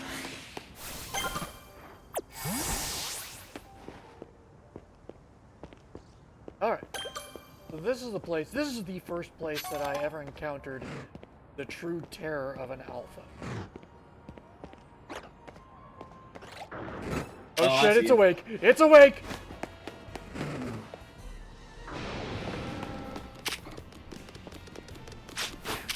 So you know this thing Alright, well, is level 18. evacuate the district. This thing's lost.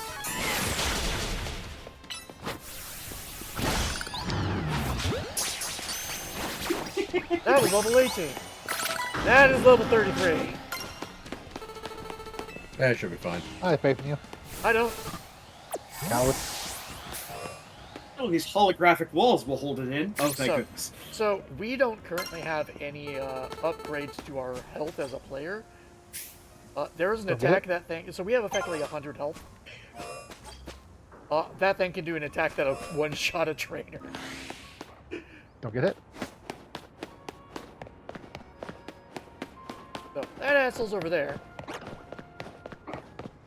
Up here's another alpha that, if you're not prepared for, will just hit you.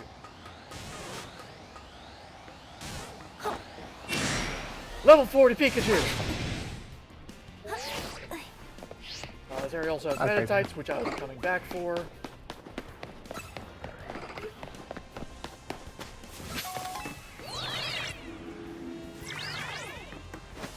It has Flaffy, down below it has Binacle, and Magikarp.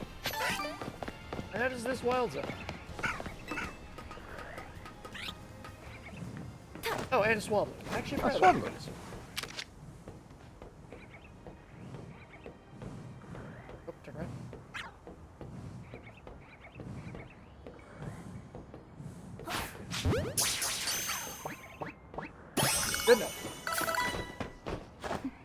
Oh, and clip. Oh, trainers. That's kind of weird, actually. You don't normally find people like this in a wild zone. And Baneri. Which reverse. There, I have shown off Wild Zone 6.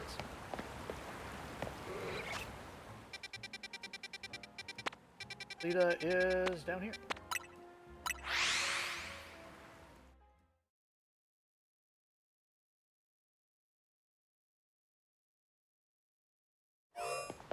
As I said last time, that is not the first time I fainted was against that guy. But it is the first time I got killed as... Or no, it was not the first time I got killed as trainer, because that was once again that Fennec beat. Or a World beat. It was the first time I got one shot. The hell's the...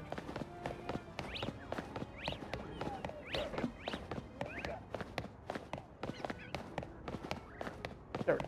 Like, there should be a street level entrance. There are plenty of locations that you can only get to via roof.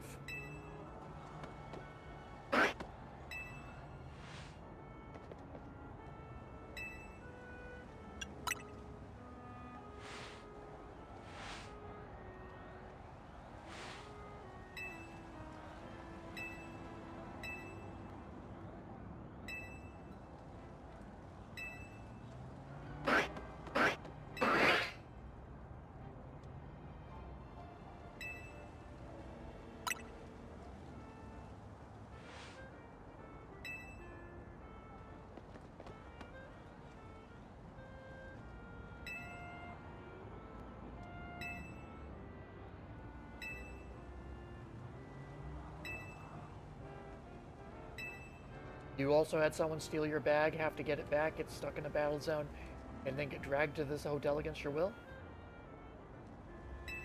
Wait, was it a backpacker and someone else with like big frizzy red hair? Yeah! Son of a bitch, the con! It'd be funny if Urbane was just pulling that con on everybody. I decided to game the Battle Royale by building a team to get us all the way to the finals. Then I backstab everyone and take the A slot for myself. It's not even that, it's how they get people at Hotel Z.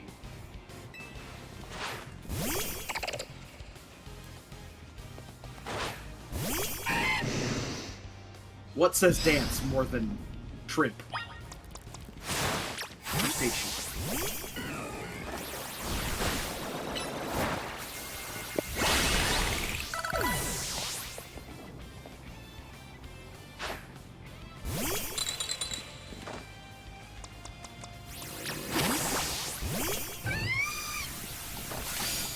Haunting is such a worthless move on me. I don't use moves that aren't attacks. The only reason Thunder is I don't think I've actually gotten you.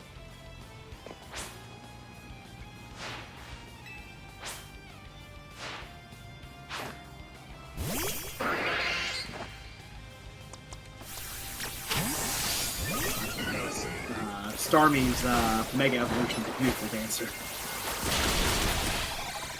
Got those long legs. It does. Well, I saw a screen cap that I don't know if it was hacked. Because there is an event where you're supposed to actually... Like, it was similar to that Badu where you bring a Starmie and they compare Starmies. And in the screenshot of them comparing them, the player one was Mega Evolved. And I don't know if you have the Mega Stone on them, they just go that way. Rintaro, your name doesn't start with a W. That's Wintaro to you.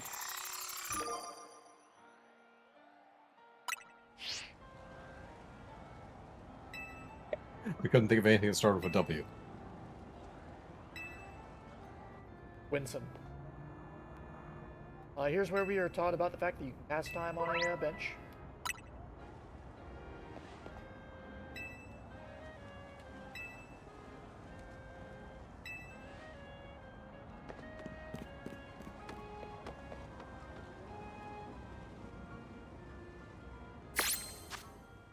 Oh, there are new side quests to do.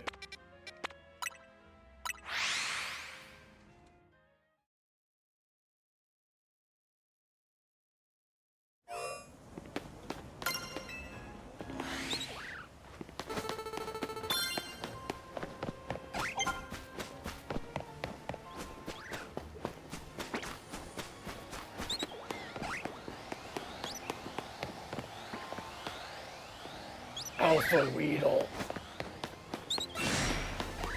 Nope. That's one angry bird.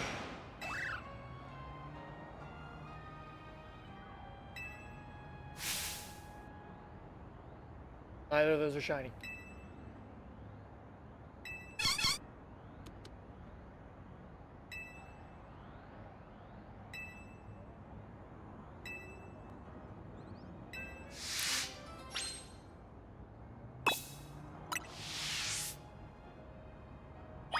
Now, our 0 viewers may not know this, but I am an avid shiny hunter. I have almost 200 unique shinies on my main table. I guess we're doing it. Oh my god, 2 shinies. I didn't even notice that. You may notice, they're attacking me, not my Pokemon.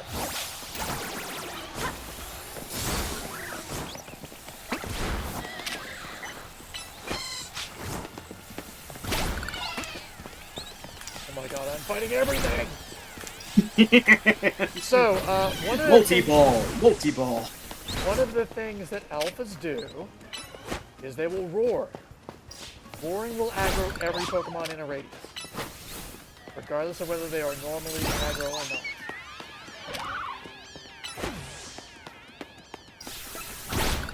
So having played both Digimon and Pal Worlds, Yeah. I think I've become the worst person when it comes to creature collectors, because my first instinct is, there's some extra monsters you can collect, and then grind up and feed to your main team. I have to remind myself, no, Pokemon is different. Is it though? Is it? Can you feed Not in this one. 5 fletchlings that you've taken to... Not in this one. In Arceus, you get materials you use to upgrade stats for trading Pokemon. Oh, okay. Also in Pokemon Go, you get candy for that. I suppose that's a nicer way of doing it than Pal World does, when you get the Pal World slushy machine. No, I don't give a shit. Gold, the genetic blender. Speaking of which, we gotta do another Pal World game sometime, now that a couple of expansions have passed. Agreed. Yeah. We're very close to the next major expansion for Pal World. Coming out sometime in early-ish December. I think it might be out this week or next week.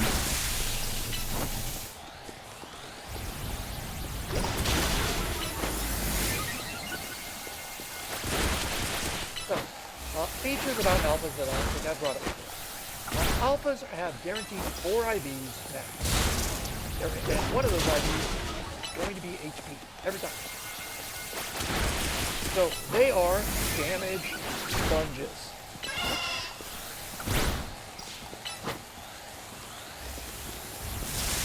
But one of the reasons they're actually very popular to get for competitors.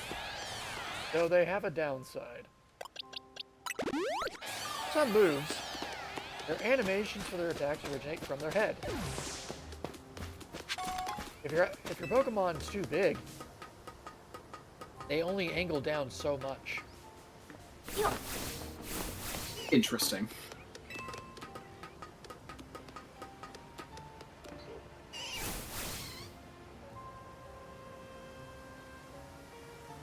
They also tend to have a move that they generally will not naturally learn at the level they are currently at. I will be showing off an example as soon as the quest is done.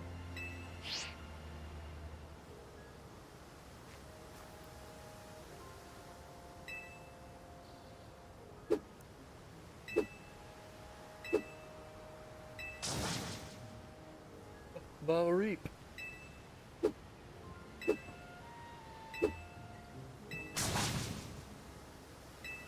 Purple. It's That- big that's as purple. purple. It's not really shiny.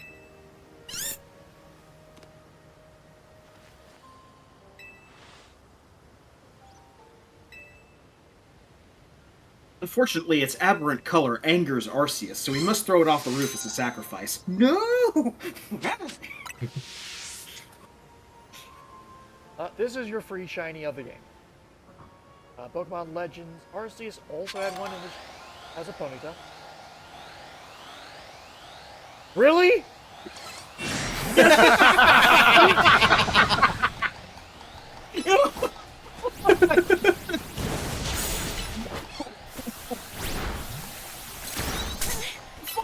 home. No, this is a different one. Yeah. It's gonna be great. Fine. You killed my brother.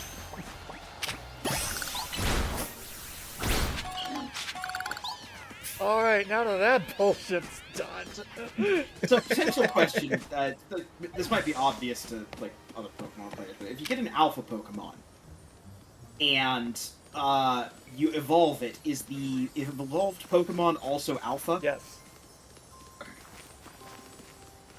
So, So you can just capture this, can't you? oh, absolutely.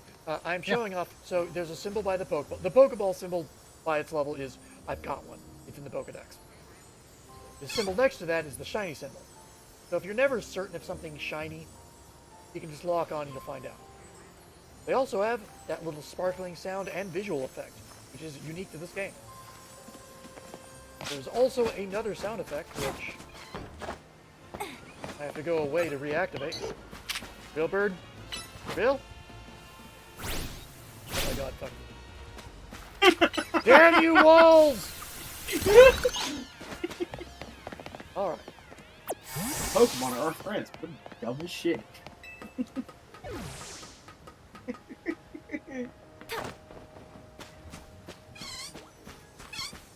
I guess it's because we've already discovered the shiny. There is another sound effect that plays when you get in range of a shiny Pokemon.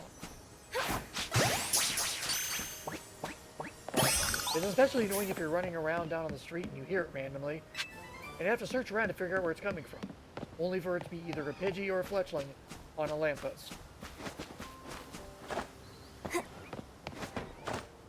Nobody ever looks up. Pretty much.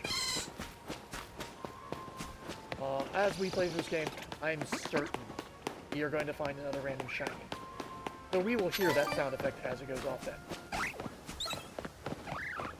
Just because of how the game loads Pokemon in, and the fact that it saves the position of 10 shinies at once, we will spawn in a shiny and randomly run across it again later. It's just something that's going to happen.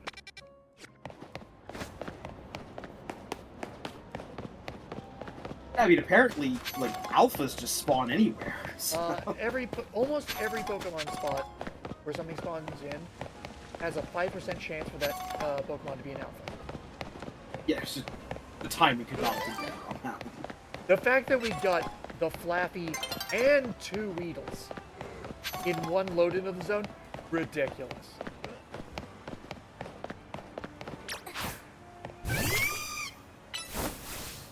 He's gonna burn that person, he's gonna burn that person! Nah, they're fine. They're fireproof. Apparently. Your Pokemon burnt me, and I want to know what you're going to do about it. Nothing. Couldn't have been standing there? Your Pokemon's an asshole. That is true. This location right here is going to be a scene of nightmares later in the game.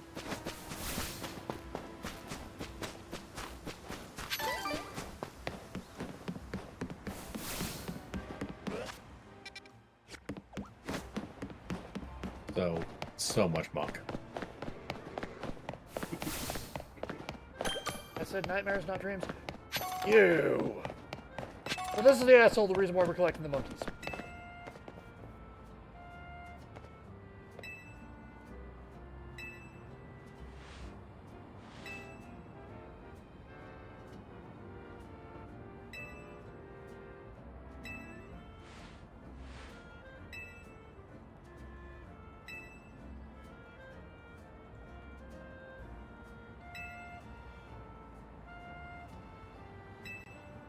Pretty sure you just said 600 degrees for that temperature. Yeah. That is not Yeah, ideal. It definitely lends credence to the theory that they measure temperatures Measurements way mean differently. different things in the Pokemon universe. Uh-huh.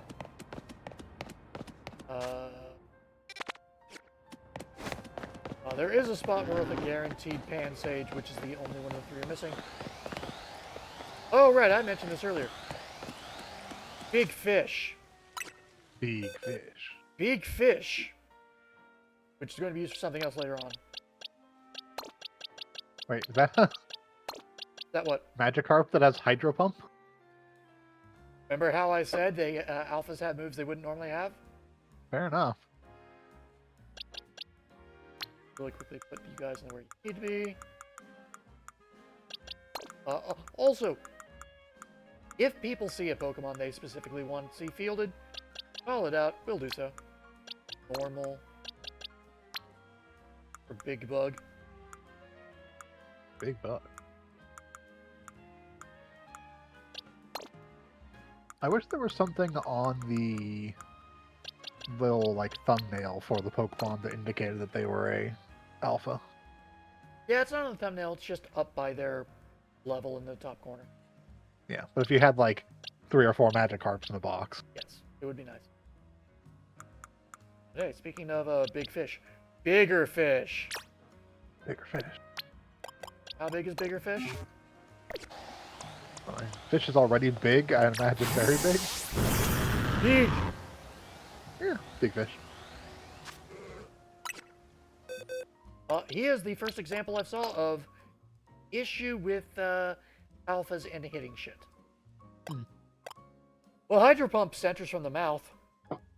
Ah. If something is right next to the Alpha Gyarados, it will not hit.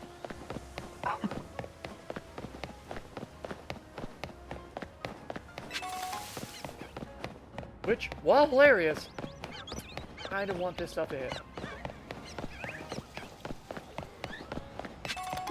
There is an Alpha, either on the roof or the other side of this wall.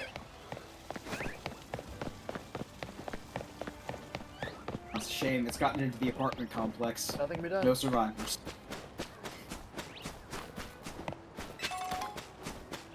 This time, once again, to learn a mechanic via battle in a side quest.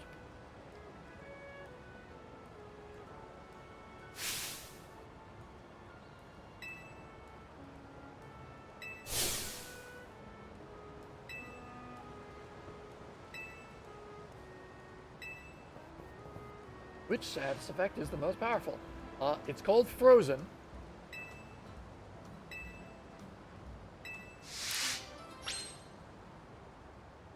You poison the enemy Pokemon, you withdraw your Pokemon, and you just run away from their attacks. Yep, poison does not go away naturally. So, actually correct.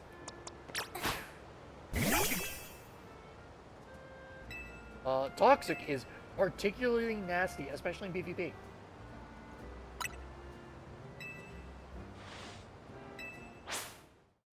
In PvP, you cannot use healing items. So if you apply Toxic to a thing, basically, if you hit them with Toxic, because it applies guaranteed, they will just die over time. And there's nothing the player can do to stop it. Well, okay, I say there's nothing. The solution is switch out your Pokemon. But every time you don't get 3 Pokemon, if you Toxic all 3 of them, that's a guaranteed kill.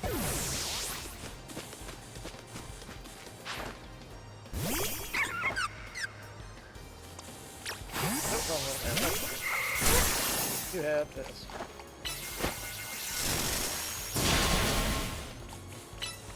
I really should go through my moves. Yeah.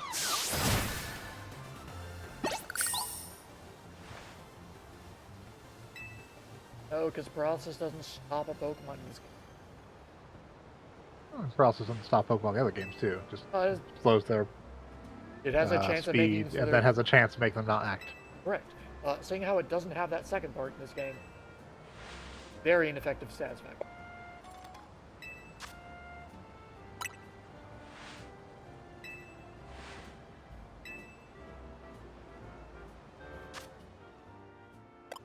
If I had leveled it, I could be really cheap in this fight. But I have not leveled my Honedge. Well, Honedge is steel. Yeah.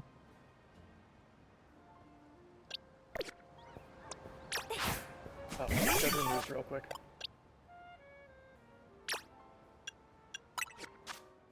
Moves. What does Quick Claw actually do in this game? Since it So basically, all moves have a like animation time for wind up or start. Quick Claw Yeah. removes it and just makes it instantly go. Okay.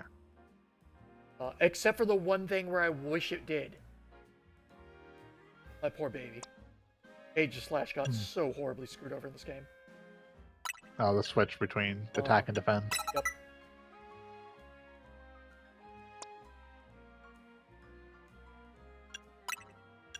Tackle. Punch over bite.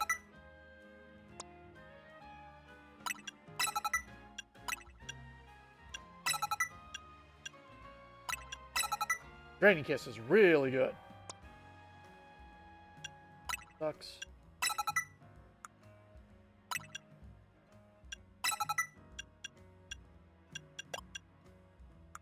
Okay.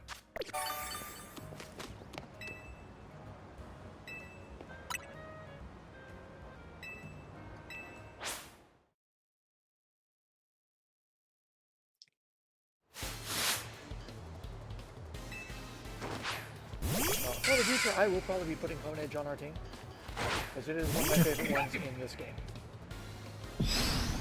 It will never become an Aegis Slash. Oh, these both 2 steel types.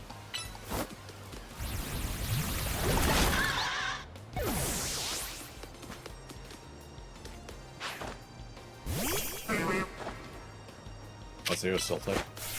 Get them all out.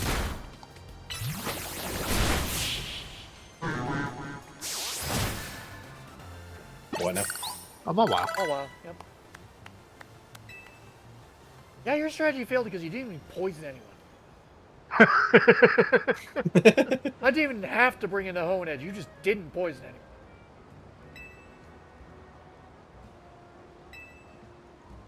Neither of them. You want to bring in a status effect that annoys the fuck out of me, you bring in Frozen. Like, technically speaking, if I had to choose one, you paralysis, because you actually landed paralysis. Yep.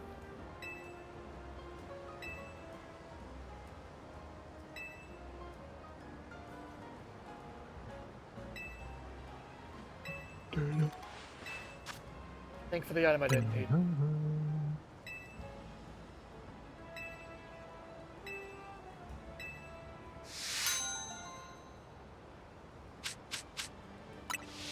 Once again, tutorials at this point are kind of annoying, but I like how they're done.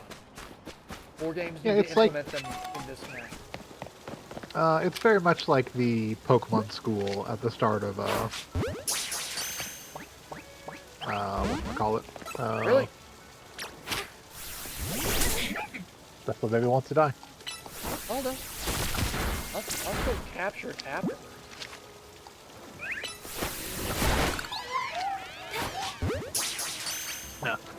The Pokemon school, like the start of Sun and Moon, where each of those fights is a, like, this person uses this status, this person uses this status.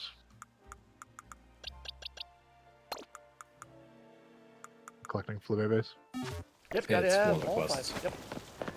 Gotta have all 5 colors for a side quest. There is a rooftop I can technically go to which has 4 of the 5. I don't remember where it is, and I'm not bothering to look it up on stream.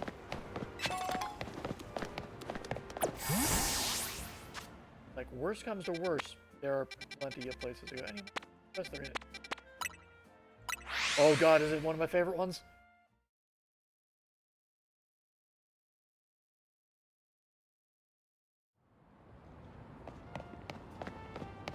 Fill up. Healing up.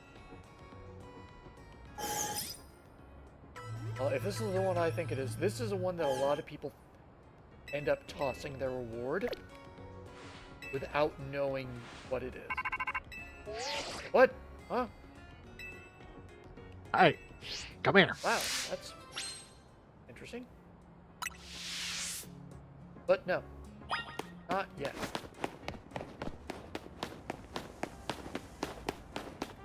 But it is time to visit the Pokemon Museum.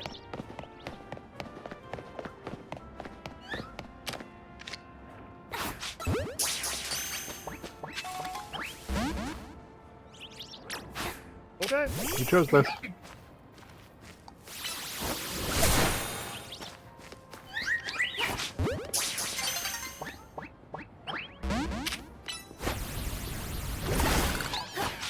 in the ball.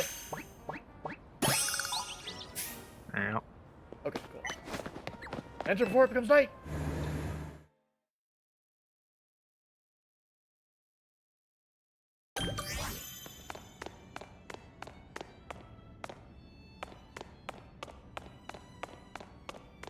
Sir, you need to pay? Nope, no, I don't. Also, it's ma'am. Oh, that's right, I got the girl. Why we have Ma'am, you need to pay? Nope. I'm a student. I'm allowed to come in for free. No, you're not. We don't have a school here. They brought in 10 spupa. Or 12 spupa.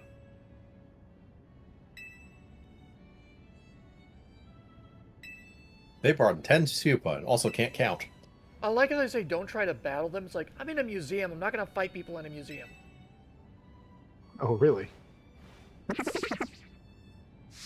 I've seen what Pokemon trainers get up to. That's fair.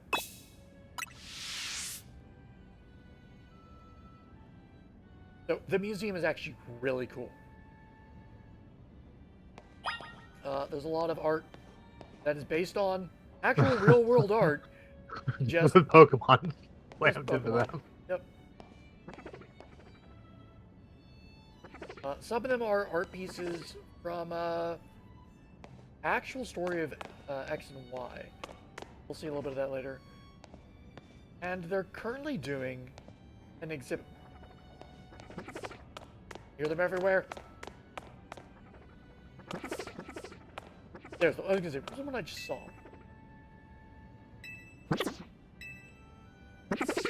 They're doing a massive exhibit on ancient Hisui.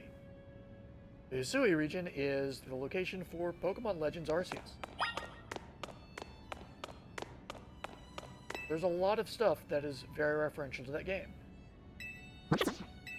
We could very easily spend the rest of the stream tonight explaining this. We won't. Because I definitely want to go do Maple's thing as well. But we are going to be going over a bunch of it.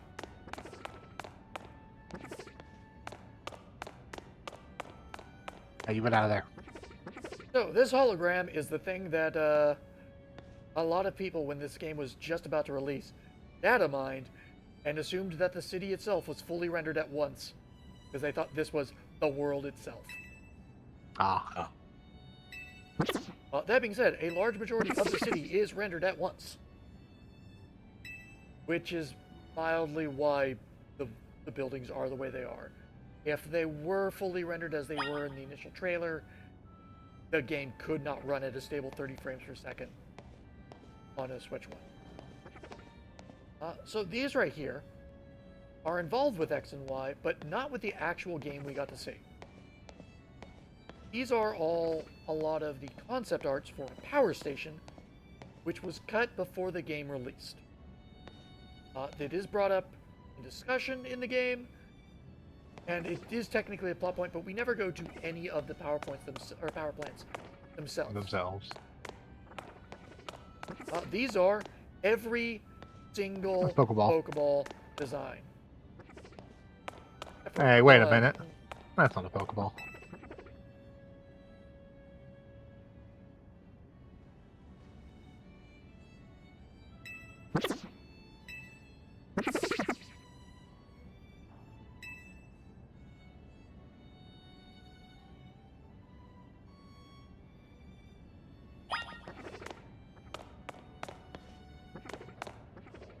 I forget what this place is. Oh, this is the Pokeball Factory.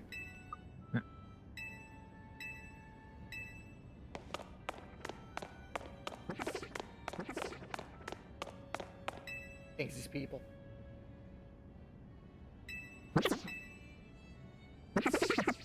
Chilling on the sofa.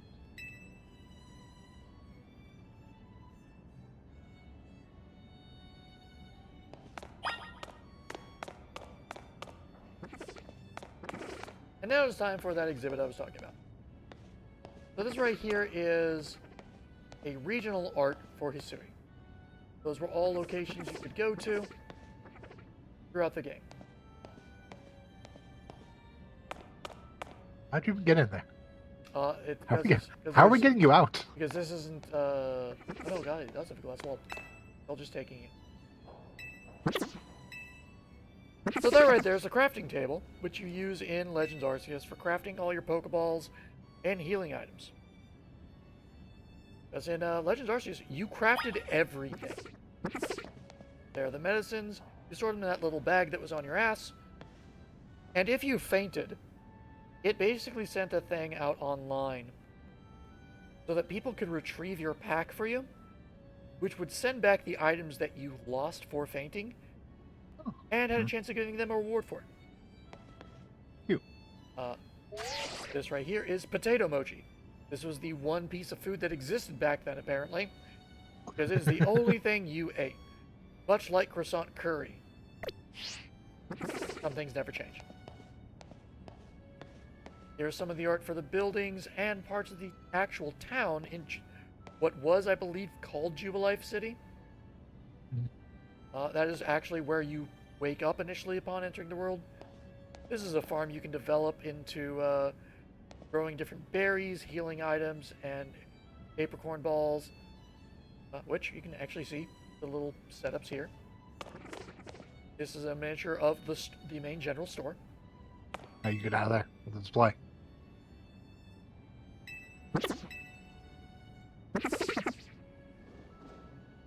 It is real interesting because a lot of these designs are old Japanese designs, which makes sense. Being remade it. Yep. Yeah. These. Wait a second.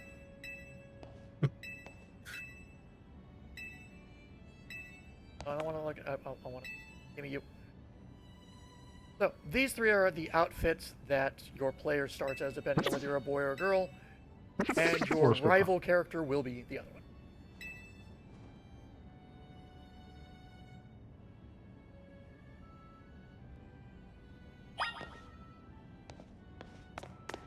These Pokeballs are the ones that you crafted in Legends Arceus. These three are basically exactly what you see. A Pokeball, a Great Ball, and an Ultra Ball. Master Ball. Oh, Ultra Ball, yeah. no, Master Ball. The three behind them are... I don't remember them because I never fucking use them. They have a much shorter throw distance. But if you successfully hit a Pokemon unaware with them, they are a much higher catch chance. These ones are kind of the opposite. These ones are all about getting as much range as possible. They throw a lot further, a lot straighter, but they have a slightly lower catch chance. Not a lot, but slightly lower. Once again, here's more concept art on different Pokemon for Legends Arceus. I don't know if they actually have any that are... No, none of the ones that are regional specific.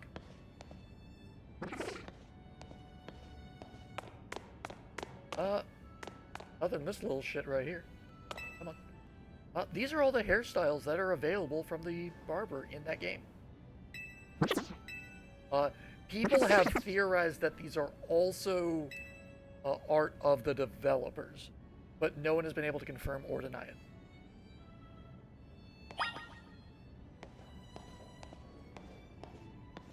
They're all notable historical figures that, if you know Pokemon, you know who two of these assholes are. But, this is supposedly more their ancestors. These are the team leaders from Gen 3.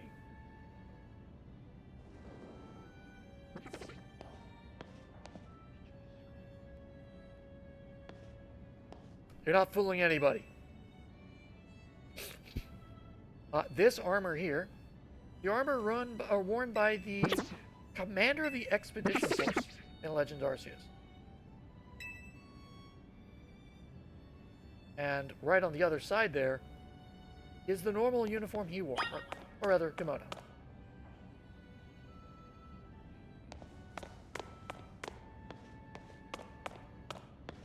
These right here are shots of specific areas from the game. This is an area of quarry where it was actually used, I believe, as a temple. No, it's just a quarry.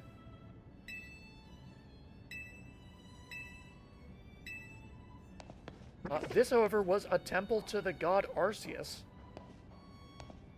I'm sorry, not to the god Arceus, to the god Sinnoh. We come upon its actual ruins.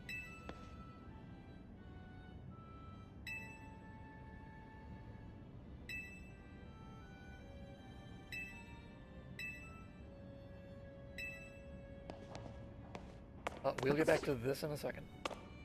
Here are the two gods that were...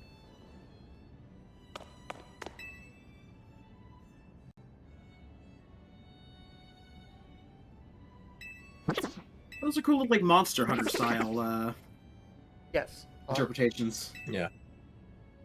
We'll actually be going over those in a second. So here are the two gods that were called Sinnoh, or as we know them, Dialga and Palkia. There are two clans that believe they know the true god, Sinnoh. The clan, the Diamond Clan, which believes that Dialga, the god, or sorry, Sinnoh is the god of space, or sorry, god of time. And the Pearl Clan, which believe that Sinnoh is the god of space. They're both wrong. Here are a bunch of hieroglyphics of the gods, as they would be, basically legendary, mythic, and a few of the lords. We have Arceus. The fuck are you? Or I don't remember. Just a bunch of them. You got the genies. You've got Manaphy. You've got the special Lord Pokemon, even Voltorb. Or sorry, Electrode. Just there. And yeah, I really do like their Monster Hunter-like symbols. Yeah. Alright. This is the outfit worn by a guy who seems to be your friend through most of the series, or most of the game, and then turns out to betray you after you do all the fucking work. You get control of the true god Sinnoh, or rather, the god that will overthrow Sinnoh, Giratina. His name is Volo, and this is the outfit he wears then. Who's apparently immortal.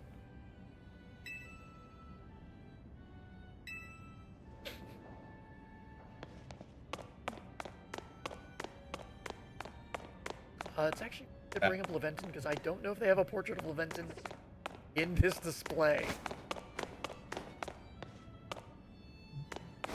Maybe down below. People being immortal in Pokemon games has stopped being a surprise. It is. It's just, we don't know why he... these are from X and Y. These are shots of a tower where you actually get your first Mega Stone and everything. And there's Mega Lucario. I don't remember where that town is. Or there. These are all parts from X and Y. This is an ancient king who lost his Floette and caused a lot of shit because of it. Be anyone. Could be anyone. This is Diancie, who is available in the endgame now. There's a bunch of places, and once again, a bunch of art that is real-world art altered to be Pokemon. Yep. But we are done exploring in here. It's time to turn and talk to them about the...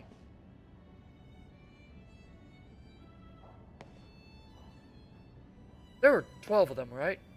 Yep. Yeah. Huh. I only count 11. I could have sworn it told me we already got the last one. No. Get over here. Oh, that's right. This one in the corner.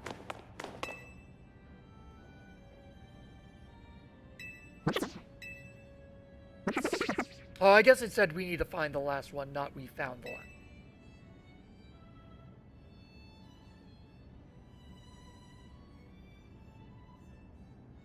Alright. Now we have found all 12... Hold on.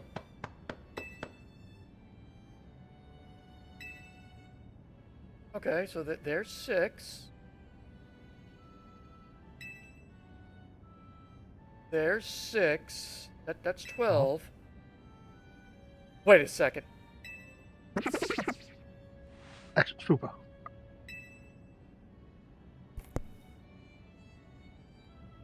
Very clever way of saying there's too many for us to carry. As a reminder, you're only allowed to carry 6 active Pokemon at a time. And apparently we are the only person with access to a box remotely. That's like, you just put in their box.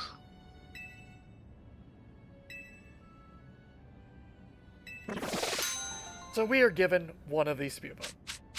And a lot of people just toss them. Because hey, by this point you already have a Spupa and a villain. No, for...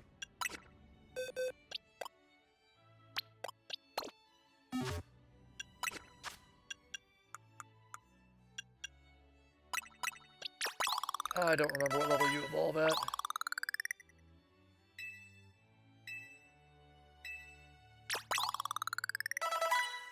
There we go. Only 12.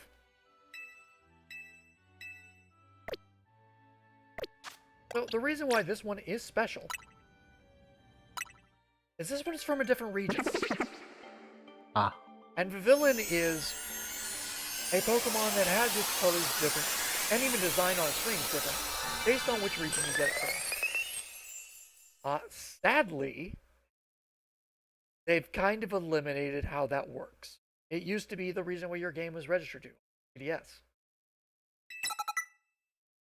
Which you can still actually do if you have a copy of X and Y. You just change which game you said you're from, and all the Pupa you get will evolve into that pattern of a villain.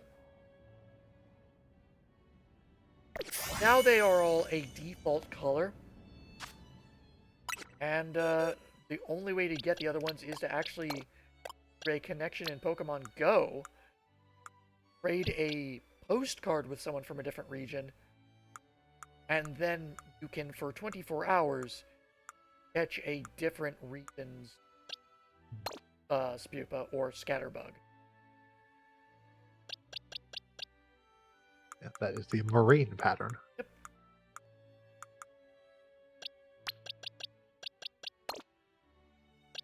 Blue and...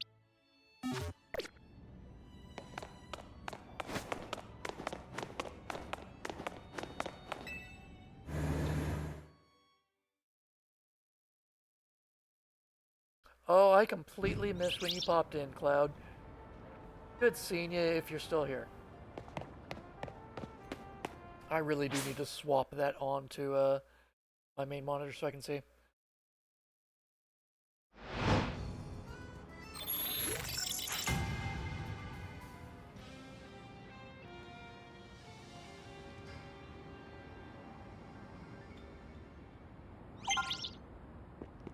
I also wonder where tonight's battle zone is. I also don't care. Oh wow, actually right next to us. Right there. We were requested to go to the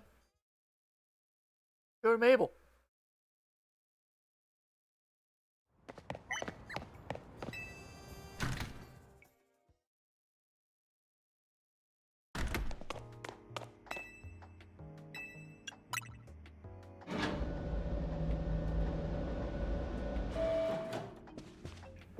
Right, she's not screaming when she got here, or when we got here.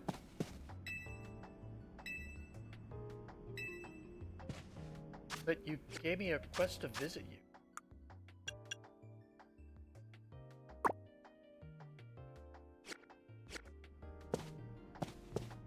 Oh, right. It's time to get our Kanto starter. Hey! So, once again, I'll leave it up to the group. Who's our Kanto starter going to be? I vote Squirtle. Okay, we have a vote for Squirtle. Shiv or Vince?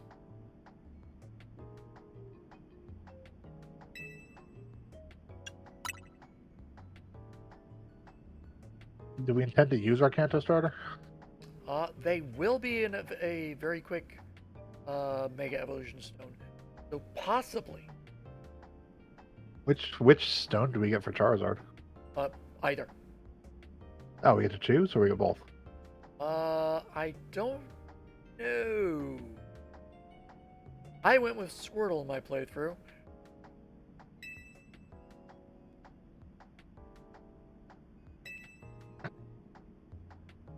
See, it's unfortunate because of the two starters that are currently on our team, one of them is fire and one of them is water, and I like both those starters more than these ones. I mean, to be fair, I'm only keeping him as my water starter or water representation until if he finishes evolving. There are better water Pokemon in this game. Yeah, the Frogger is cool. He's kind of And then Ivysaur is kind of who the fuck cares. yeah. Especially because Mega Venusaur just has a bigger flower. It's boring as shit. Yep. I would vote for Charizard just so we can see what stone they give us, or if we get to choose. All right, Vince, do you have a opinion? I am prepared to tiebreak if you pick Bulbasaur for some reason.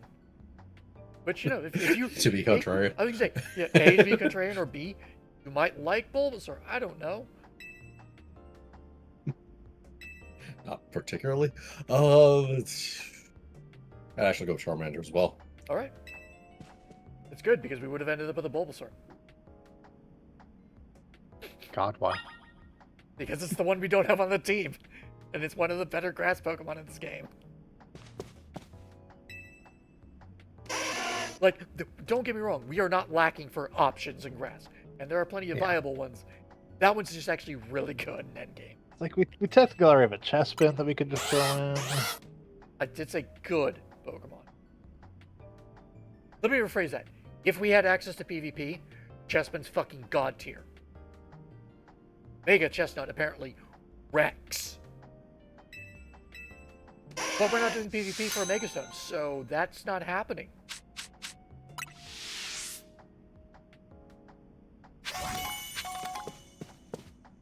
Alright, welcome to the, not Team Charmander. Welcome to the box, Charmander. Womp womp. It's primarily for just this session. Or, yeah, for just this. I Well, I will mean, be I'd use Delphox over it anyway. So Yep. I like Delphox is in competition for my favorite fire starter. And in this game, it is my favorite fire starter. All right, how much time do we have? We got 15 minutes. I think we have enough time. We can do this battle zone and rank up mission to end the night. There were not that many grass types in this game. No, there are a lot of grass types. That's what I'm saying. We are not hurting for options for grass types. I'm sneaking. Do I have anything actually good against Fairy currently? No, I don't care. Stop looking around and face me. I'm right here.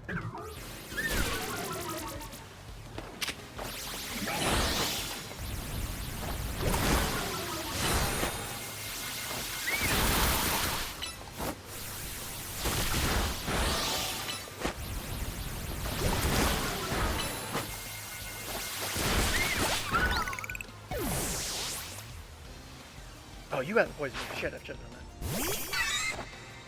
Oh, Those Badoos, we just get a Roserade if we want a grass type. we have a Roselia currently. Then we could have a Roserade whenever we get a shiny stone. Which we might have already.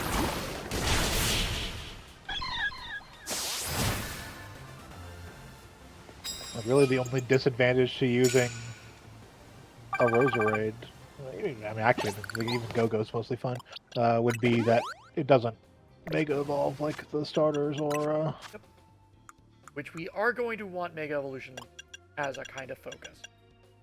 You don't... You have a Shiny Stone. Yeah, so we could just have a Roserade. Yep. That being said, we also do have Victory Bell. We do. Which is Realistically, we almost- don't have to have a grass type on our team anyways, so...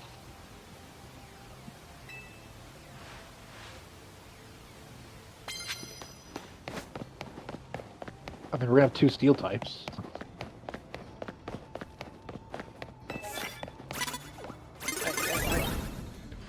Wait, did I get challenged? Okay, I was gonna say, did I get challenged by a different trainer?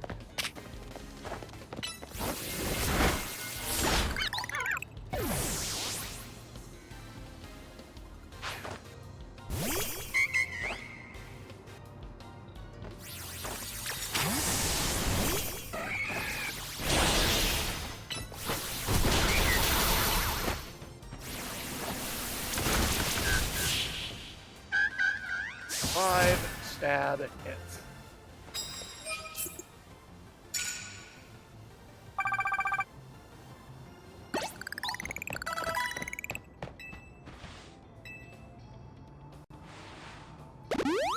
Ah, flashbang. I don't think there's anything over there I care about.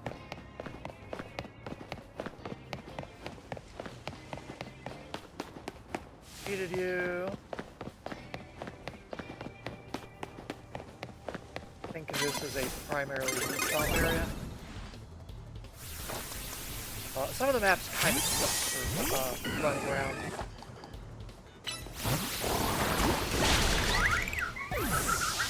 Hey, I need that for the baby.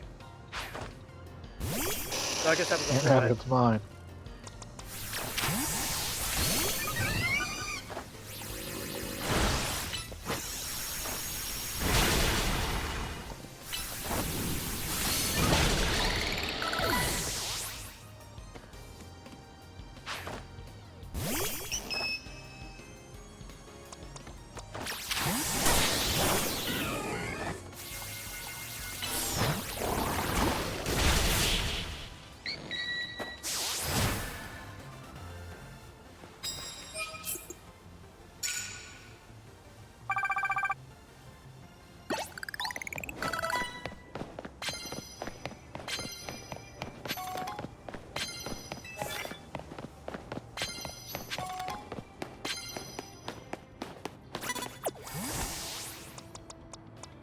Yep.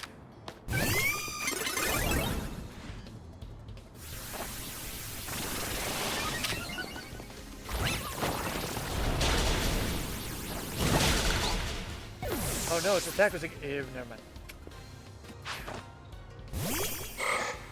Roll.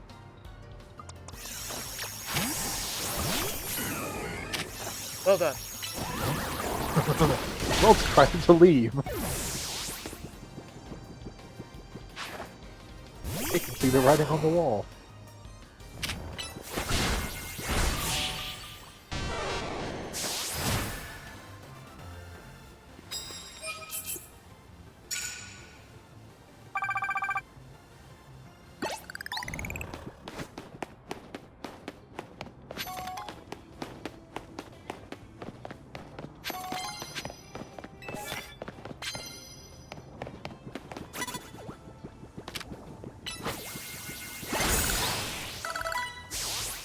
There I am right here.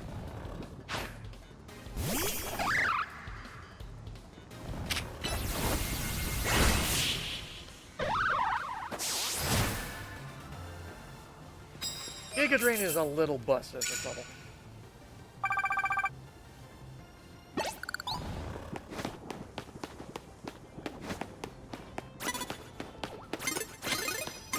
There you go.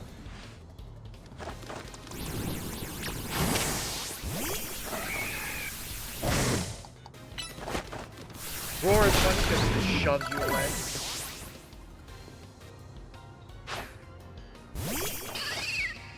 You do. Dead skidoo! You don't.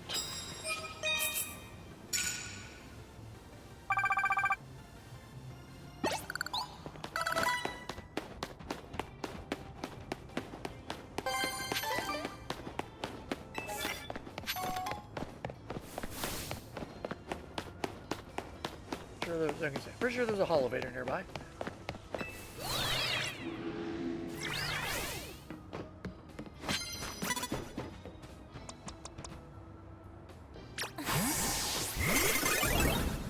I don't remember if I have any fairy type moves on you yet. Oh yeah.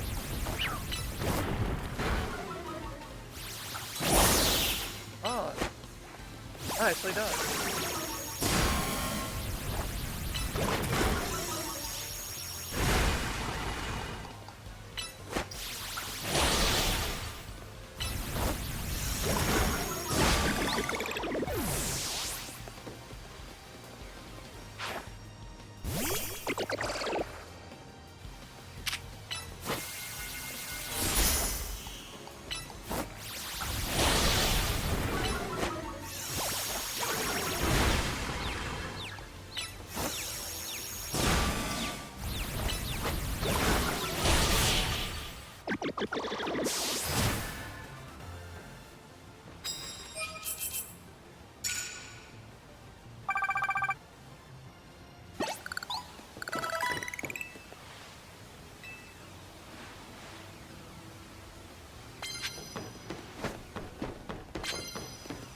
Alright, these are one of the obstacles that you actually have to do certain things to activate. Because bugs for this, you want stuff that's effective against bugs. Creates a permanent bridge. Making these effectively better than Spider-Man.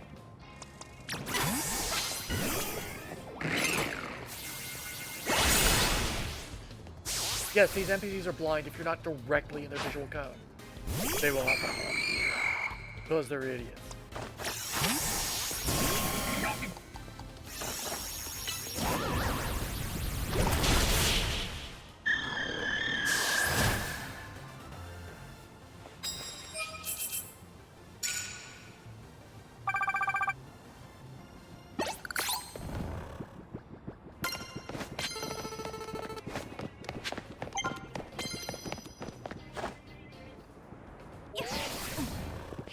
Ah, got my ankles! It's okay. You have a phone that hacks in your own mind to force you to catch it when you jump off buildings. I mean, you don't even have to hack in your mind. It's the ghost one. So clearly it possesses you. And the phone at once.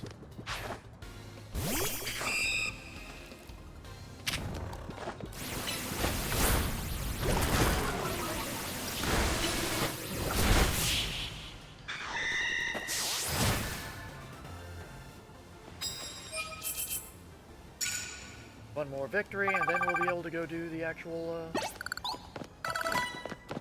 rank up mission.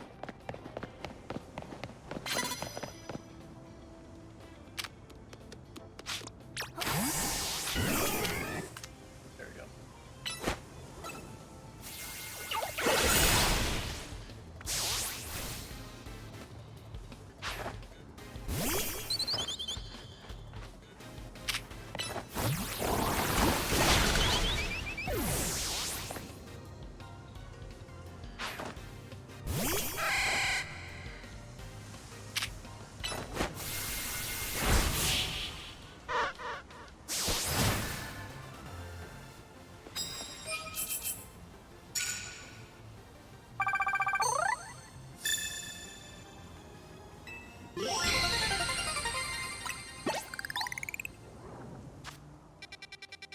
Alright, we're going there.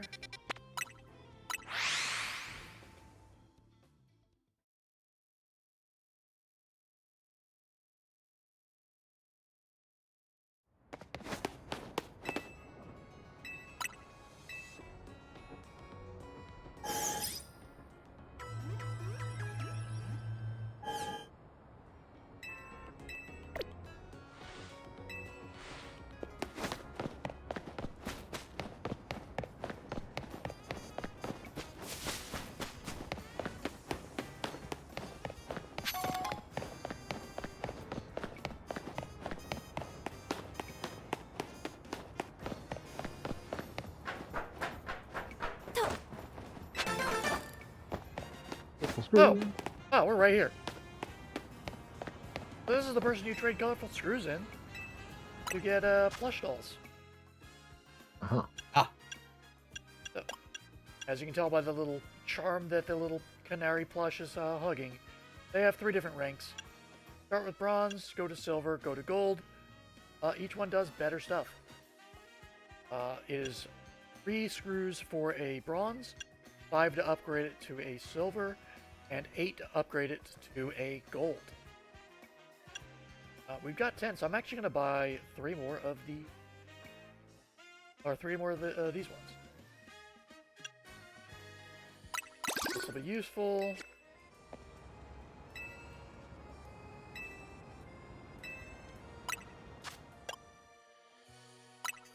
This increases our catch rate.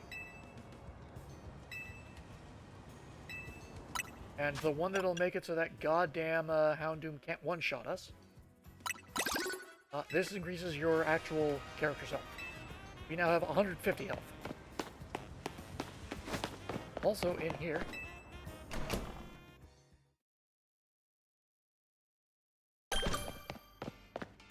Oh, we can't enter there yet. Later we will be able to, and there are going to be NPCs in there with shops where you can buy hold items, including hold evolution items. Okay. So we are not limited to only the 2 sachet and dream whipping or whatever it's called, whip dreams that we have for evolution. The shop interface sucks, but we'll go over that the next time.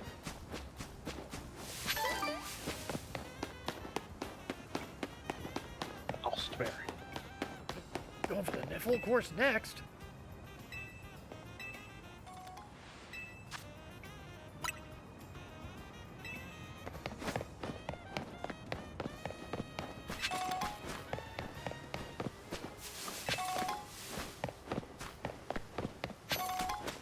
Actually, before we do that,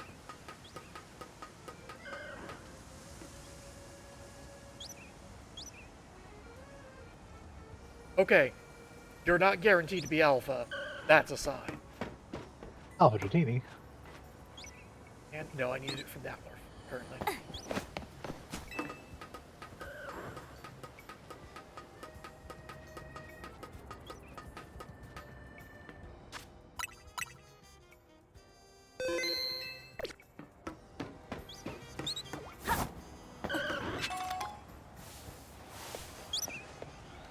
While I'm crouching, you won't run.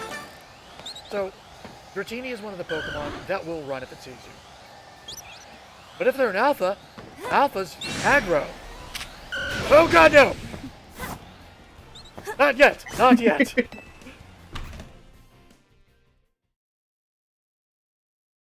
That is something we will have next time, because I will have a Dratini. Yes.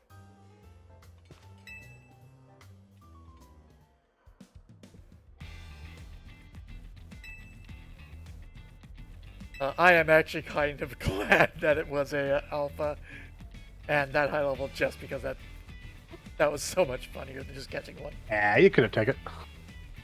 I mean, I have a save right before there. I can theoretically go for it. Yeah. What do you got to lose? Some money? It's meaningless. Oh no, people will see my gaming library. No!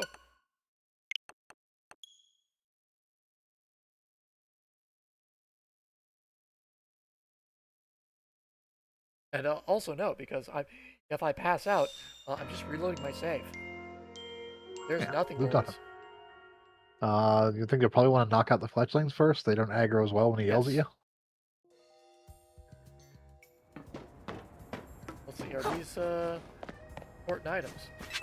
Like revives would be really fucking handy. Oh, a Duskstone that, sadly, my favorite Pokemon that evolves via it doesn't exist in this game.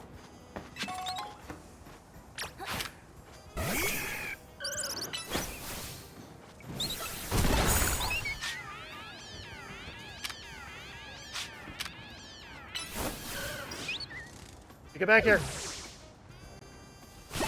No escape.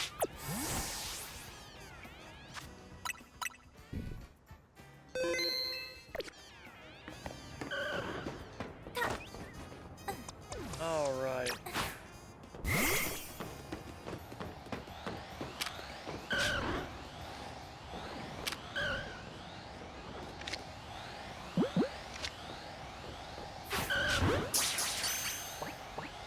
No quick balls?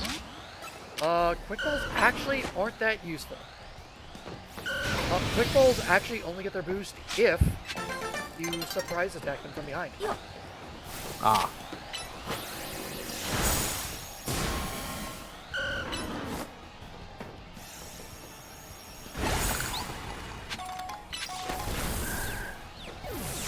Take care, Leah. Take care of him. Gets knocked off the roof, falls to its death. No.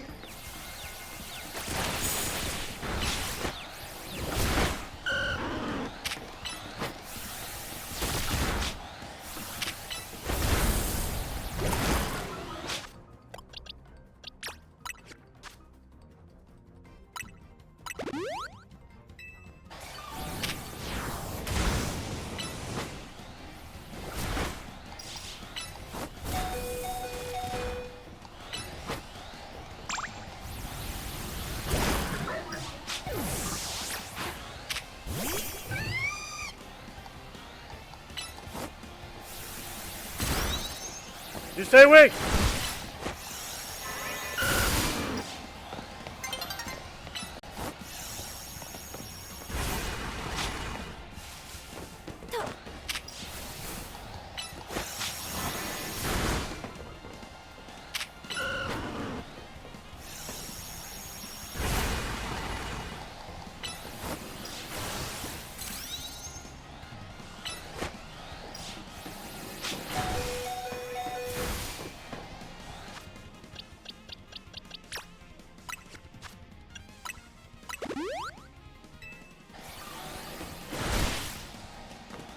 Come on, get it. Look on.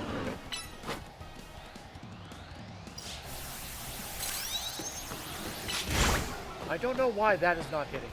Bar right next to it. Oh, are you? Oh, you're in the building.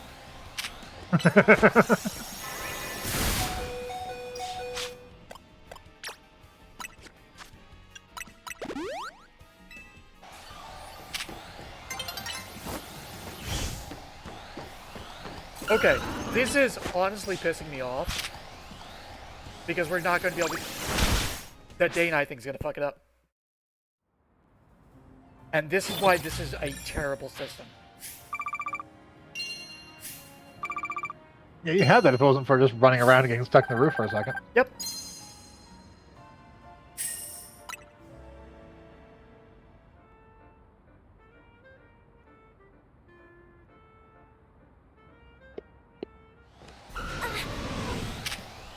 What? Oh!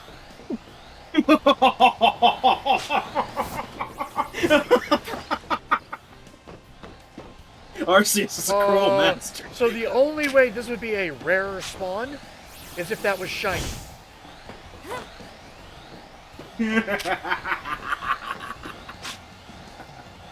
Okay, first off. It's so great. I know, it gained XP from kicking her ass. The Lysine contingency. It's failed. Okay, it can hit up there. Fuck.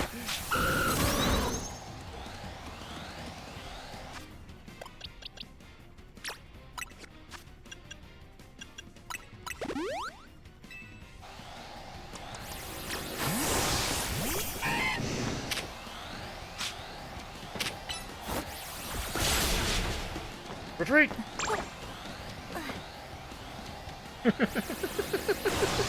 It's not the only one who can be a cheap motherfucker.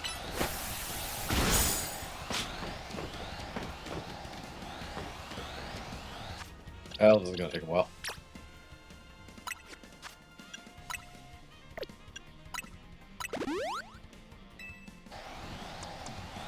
If the game had decided to be a pain in the ass with it,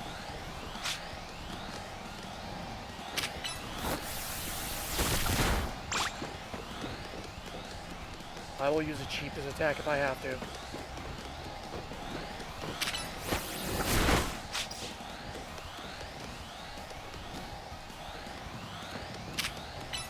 You're just lucky I ain't got no arms.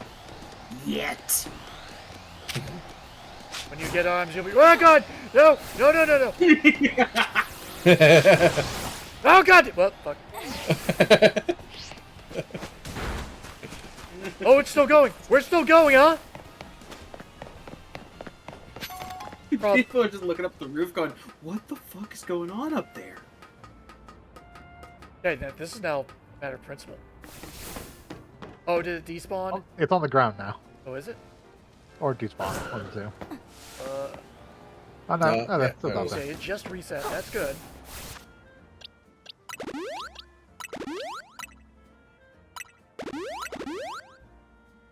Urbane, I need you to not ask questions and come over to the cafe aloud. Bring a gun.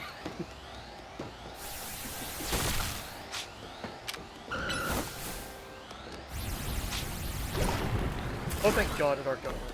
I was gonna be real pissed if it hit that wall. And here you go. And there you go.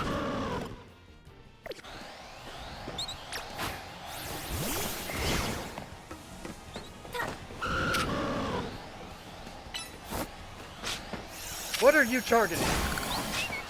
Oh, a dead Flash bird. line.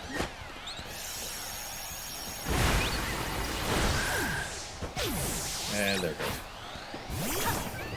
I am somewhat confused why you keep using the psychic attacks first and not the fairy attack that's weak against. Because I'm used to a completely different layout on my controller. For my main thing.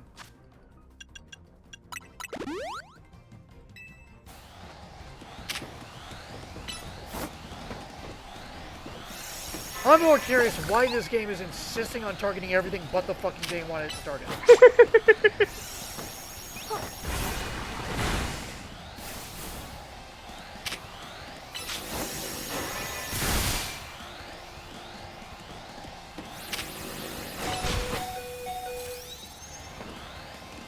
Okay, that would hit you.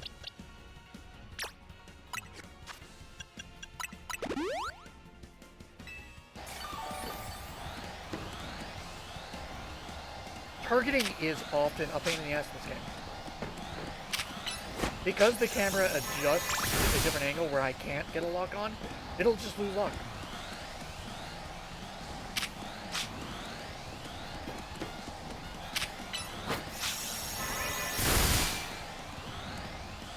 Okay, enough time has passed.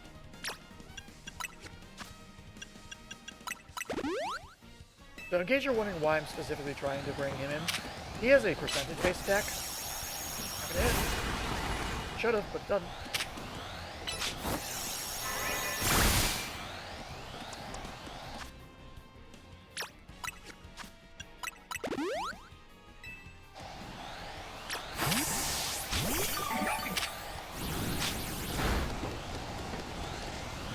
Got that move entire time? Apparently.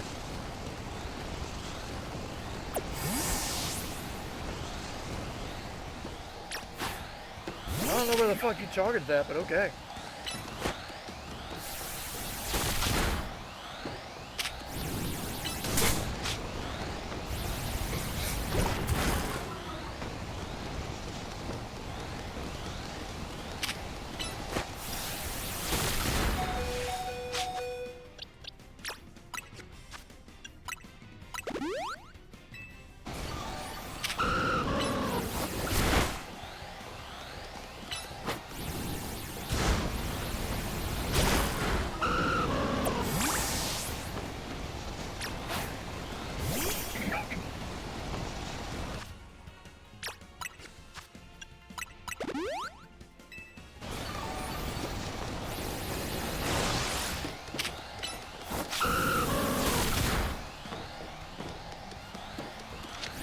Okay.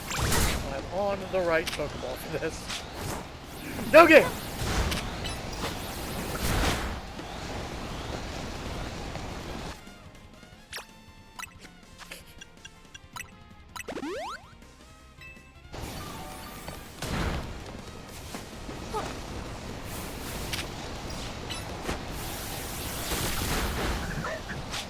Fair enough.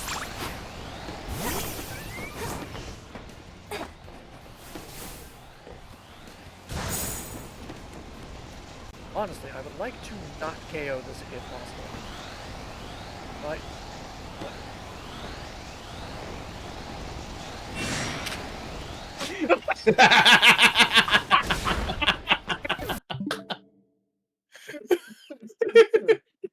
So, anyways. Oh, no, the game Joining us, closed everybody, down. on Pokemon Mondays. Dragonair, you tired of your shit? Respawn.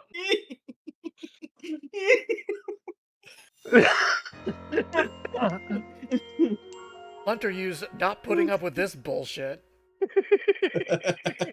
Oh, holy shit. It was super fucking effective.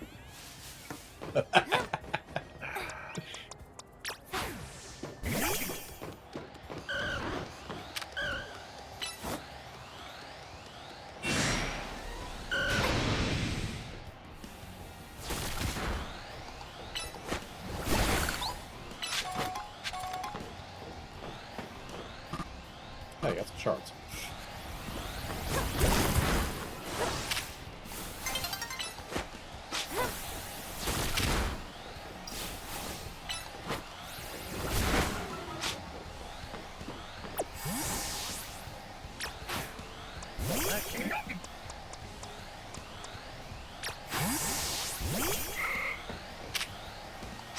We'll see how good Draining Kiss does. Not bad.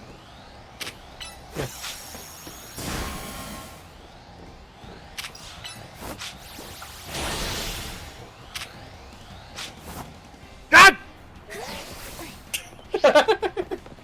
That lock on is the Don't- worst. So you might as well reload the save, otherwise you just run out of time, probably. Yep. Running a little bit long because we're getting this goddamn Dratini.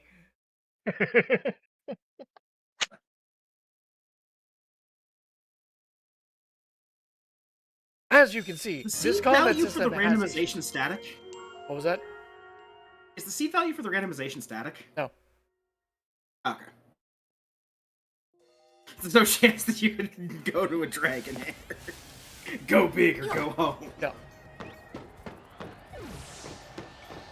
I mean, we could theoretically test it, but as far as I'm aware, no.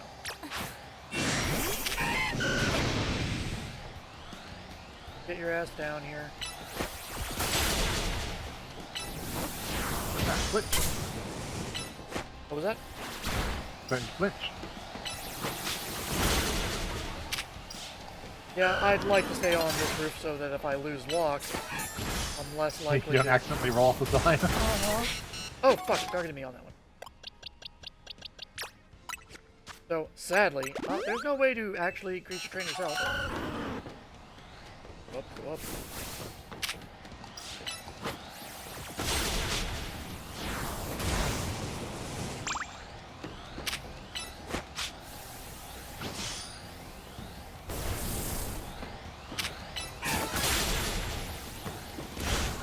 Oh, he's finally learned to attack the Pokemon.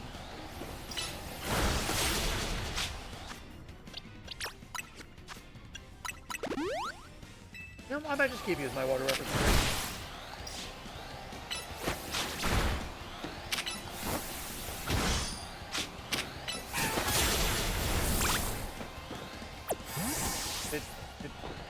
Okay, no, you're still on here.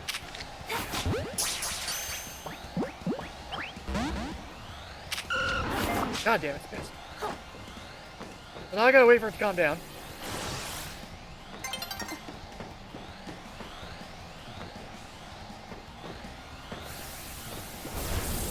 Oh, do not KO yourself, you asshole.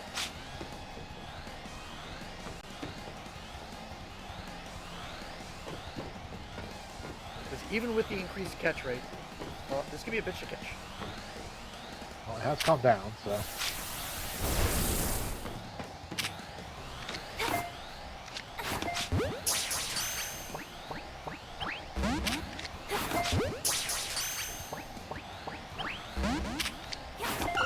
Yeah.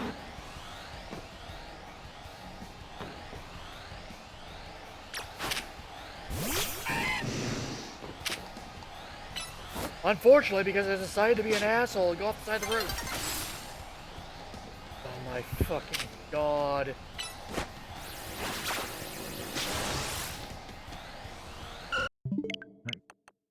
I'd say it was no longer angry, but it might be switching daytime. It was they switching daytime. Even if I'd caught it on that frame, we would have lost it. Because anything that's going through the catch, like, announcement, does not count as caught until that thing finishes. So if it switches day and night, you lost that catch. The day and night switch system is probably the worst feature of this game.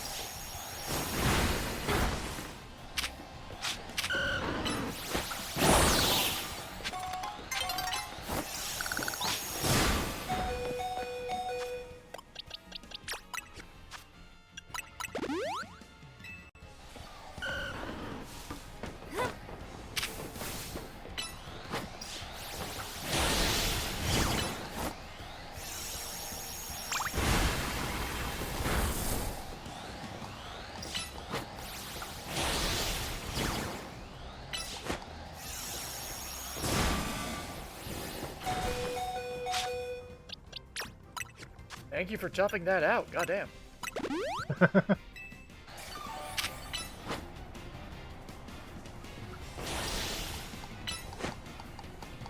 This is going to be the last try. We're going to just knock it out and try to get it. If it doesn't happen, it wasn't meant to happen.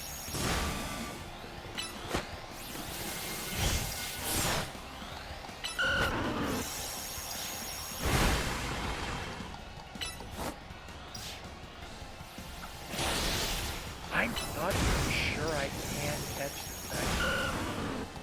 Why so? Its level might actually be gaining its catch rate. Which is a thing they started in Sword and Shield.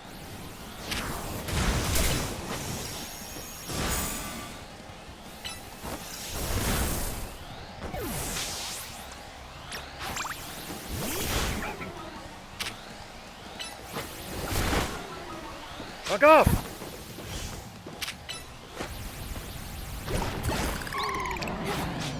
Oh, that was the wrong Pokeball. Oh well. Was not meant to happen.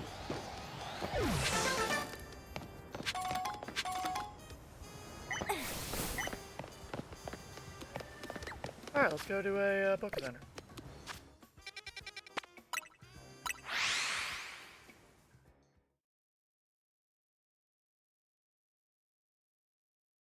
I do not know if I'll be resetting that sucker for a for an alpha when I go get our Dratini. Yep.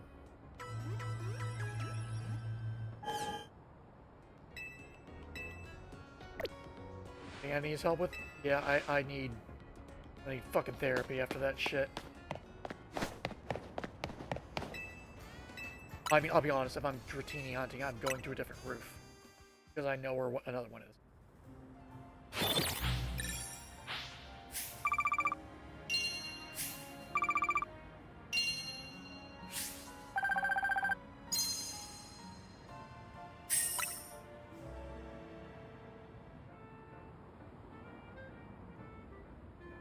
Didn't go in there, did that. Did I get the fast travel point? I did. No, I did not.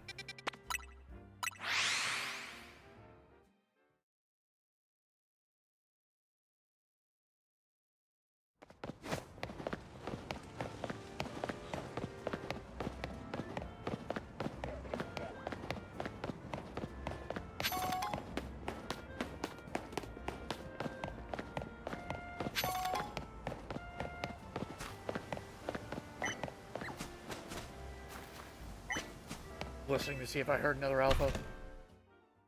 Oh wait, no, he's dead. You won't want for another. Hey, he dead. A Colonel.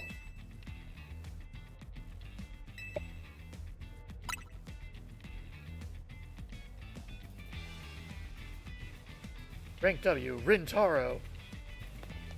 The W is because he's a waiter.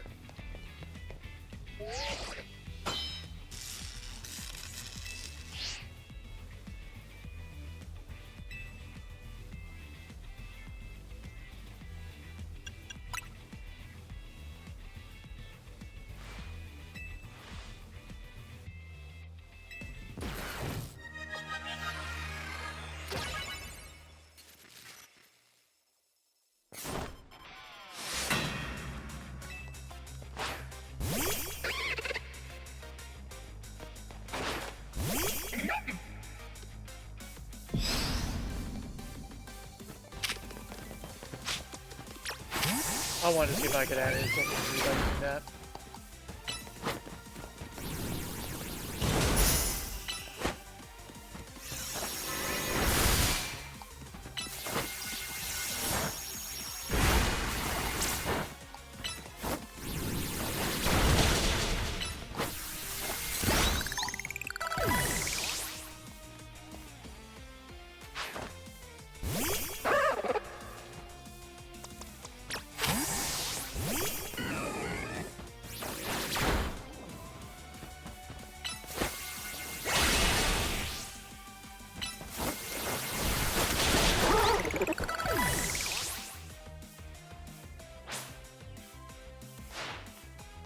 Gee, I wonder what this one will be. Blast the shitty monkey! Ooh.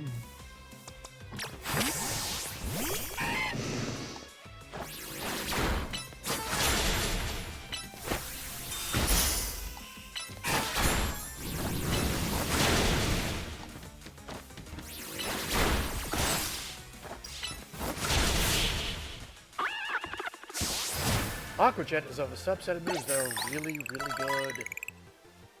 They are basically instant teleportation to the enemy to deliver damage.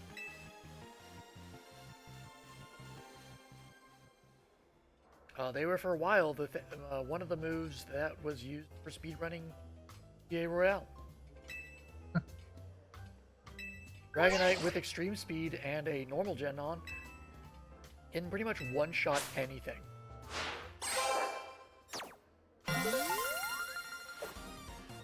V. We are rank V for victory.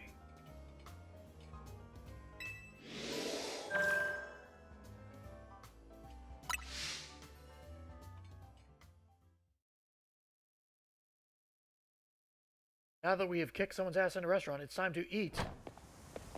Wait, I didn't enter the big night.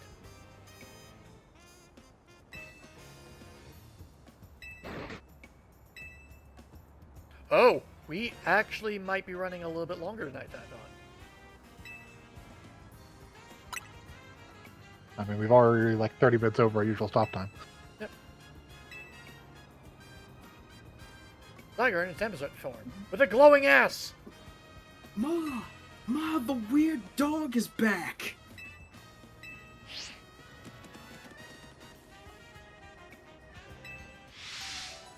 Or do. Well, we can technically just save and call it now if people want. Or we can finish this plot point. I don't know, dog already ran away. Nothing we can do. Hell, I can't even run. They have disabled running for this. If we even let you like save or open the menu at this point. Oh, you can save on.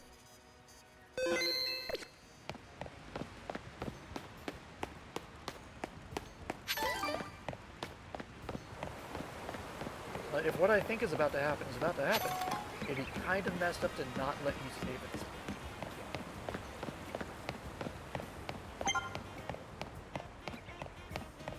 I can't believe Zygarde comes and physically takes away the Tratini. Now it gets big and strong.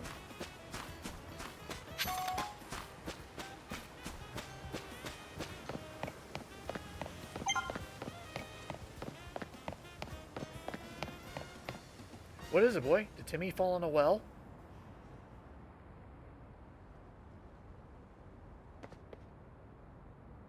Now we know Zygarde's not really a dog. Is he skinless face man? No, because dogs can't look up. Oh, you're right. If I can jump up.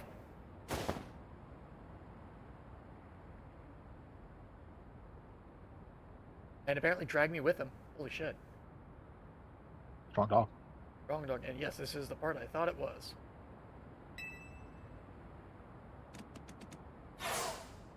You get back here.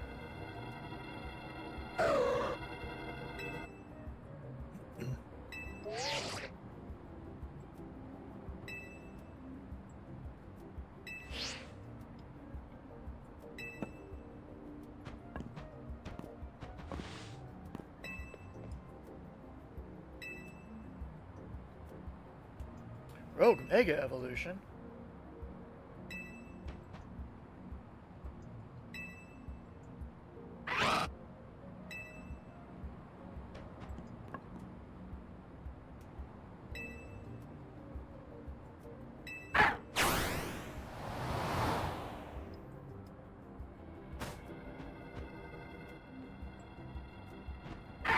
Hi, was I told to give you this ring?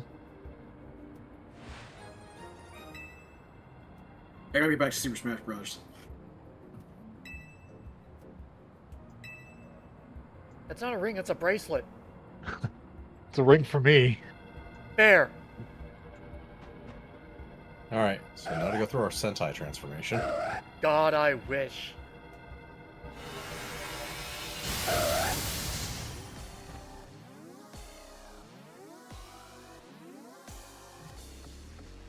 Alright, it is time for the other major thing in this game. We've seen the ZA Royale as part of our standard, the flow of the game. This is something we'll be dealing with all of Rogue Mega Evolutions. They are our significant boss battles.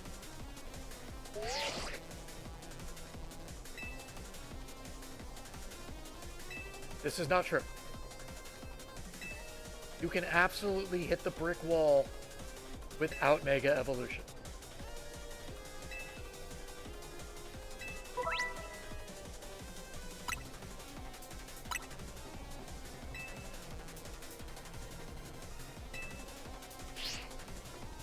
Alright, for this battle, we only have Lucario. We don't have anything else with Mega Evolve otherwise. Not true. Oh no, we don't have the Gardevoir yet. Yeah.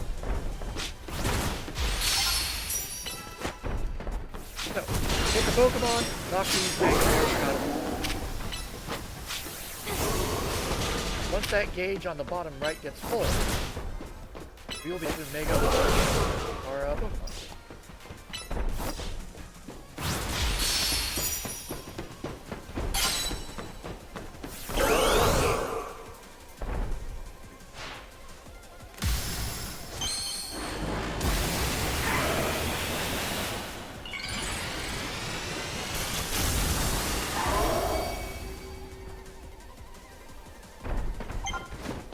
Glued some more spikes on him. It doesn't count.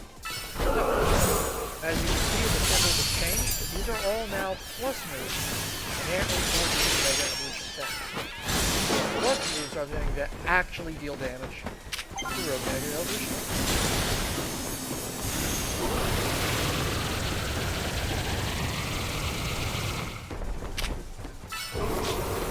As you use attacks and assist over time, the gauge will deplete.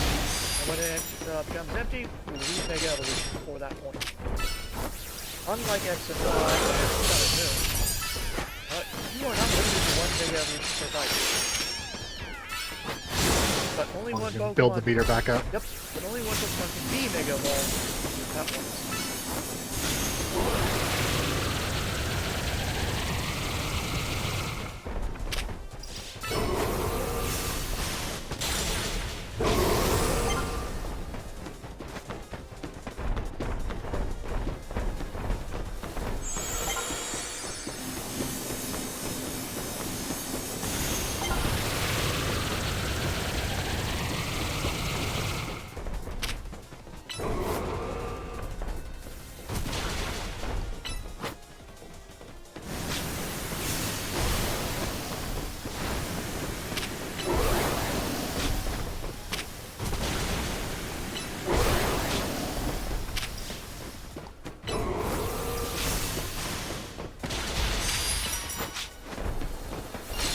Also, you may notice that you don't have to get orbs to raise the gauge.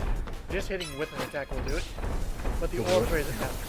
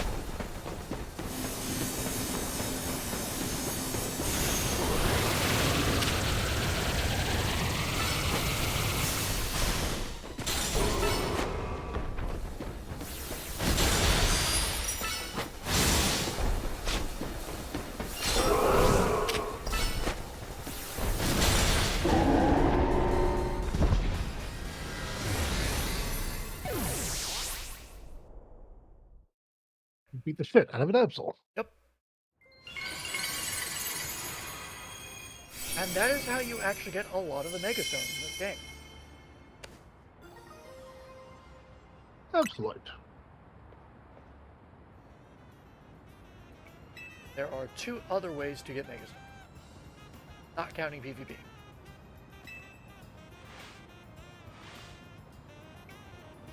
As opposed to the pain of regular Mega Evolution, which according to Pokedex entries are still horribly painful for a lot of them.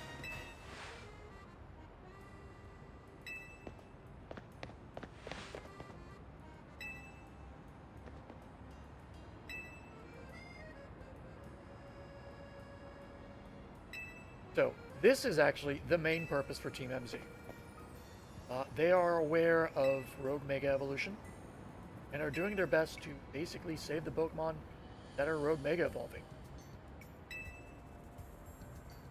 It is part of the reason why they are training in the, well, theoretically they're all training. As far as I know, Urbane is the only one who is actually in the ZA Royale.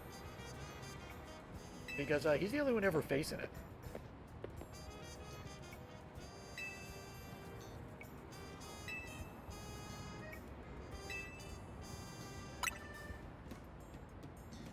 God, everyone must have like really sore necks being around him all the time.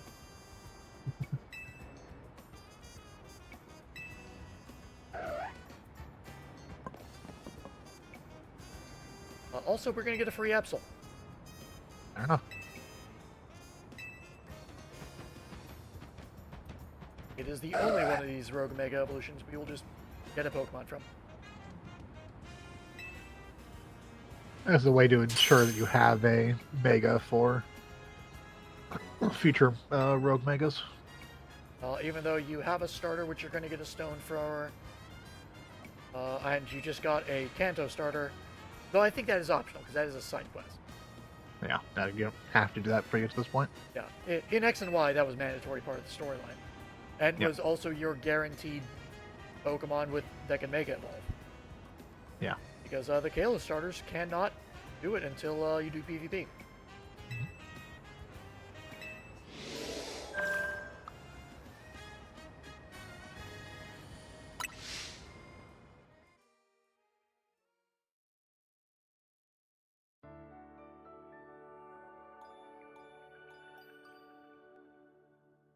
Glad that we sleep at a Poke Center.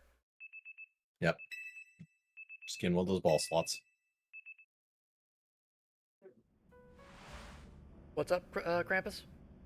I didn't say anything. Oh, I thought I heard you say something. Nope.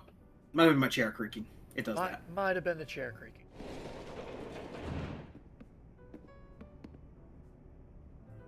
God, they're conspiring again.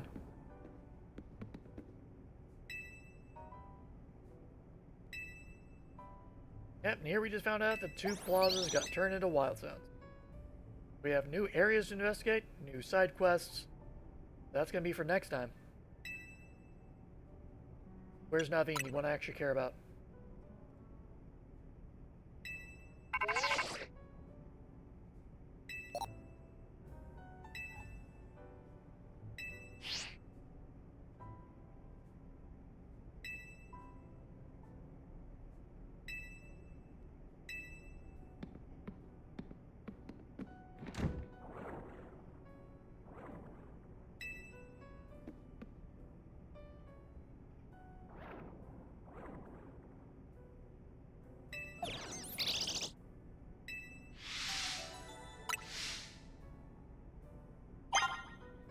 We're stepping outside because I need to make sure that it doesn't trigger something.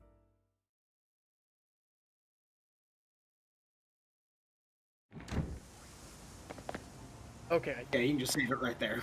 okay, yeah, I can. I want to make sure that I can actually do stuff around the town. I think I have to talk to him to trigger it. Yeah, if you miss one session where you don't have to grind, that's fine.